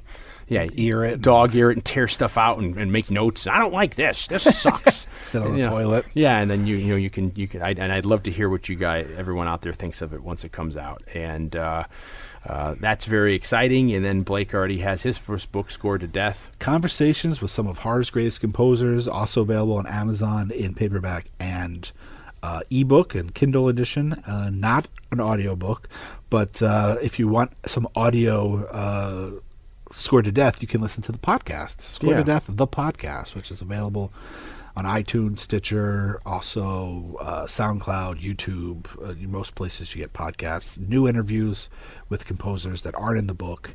And right now, as we're finishing out October, we got Halloween in just a couple of days. Both the installments of my Halloween special are already out on Scored to Death, the podcast, where I talk in depth with composer Alan Howarth about his contributions to the Halloween film series. Yeah, and then to reiterate, Blake had gone on for Night of the Living Dead on Four Brains and One Movie. Yep. Where I sat in with Bradley and Dan from that podcast, but S.A. Bradley from the Hellbent for Horror podcast came and guested. And I've done his podcast before, too. So it's an interesting conversation about Night of the Living Dead, which is obviously a good companion piece to the Dawn of the Dead podcast that we did last week. And then also with this, too, you have the Three Mothers podcast from a couple years ago with James Hancock from Wrong Reel. Yep. But that's here on Saturday Night Movie Sleepovers. Yeah. Airways. Our site. So yeah. check that out, because then you'll get a little bit of overlap of some of the things, but then you'll get to hear a little more discussion about Inferno and The Mother of Tears. Yeah, and the then sequels to this movie. Go back and check our Deep Red Profundo Rosso cast out and our Giallo side cast. I don't know where that is, if that's on Podwits or if that's on Saturday Movie Sleepovers. But you could check us out on Saturday Night Movie Sleepovers. We're on Facebook. We're on Twitter. We're on Instagram.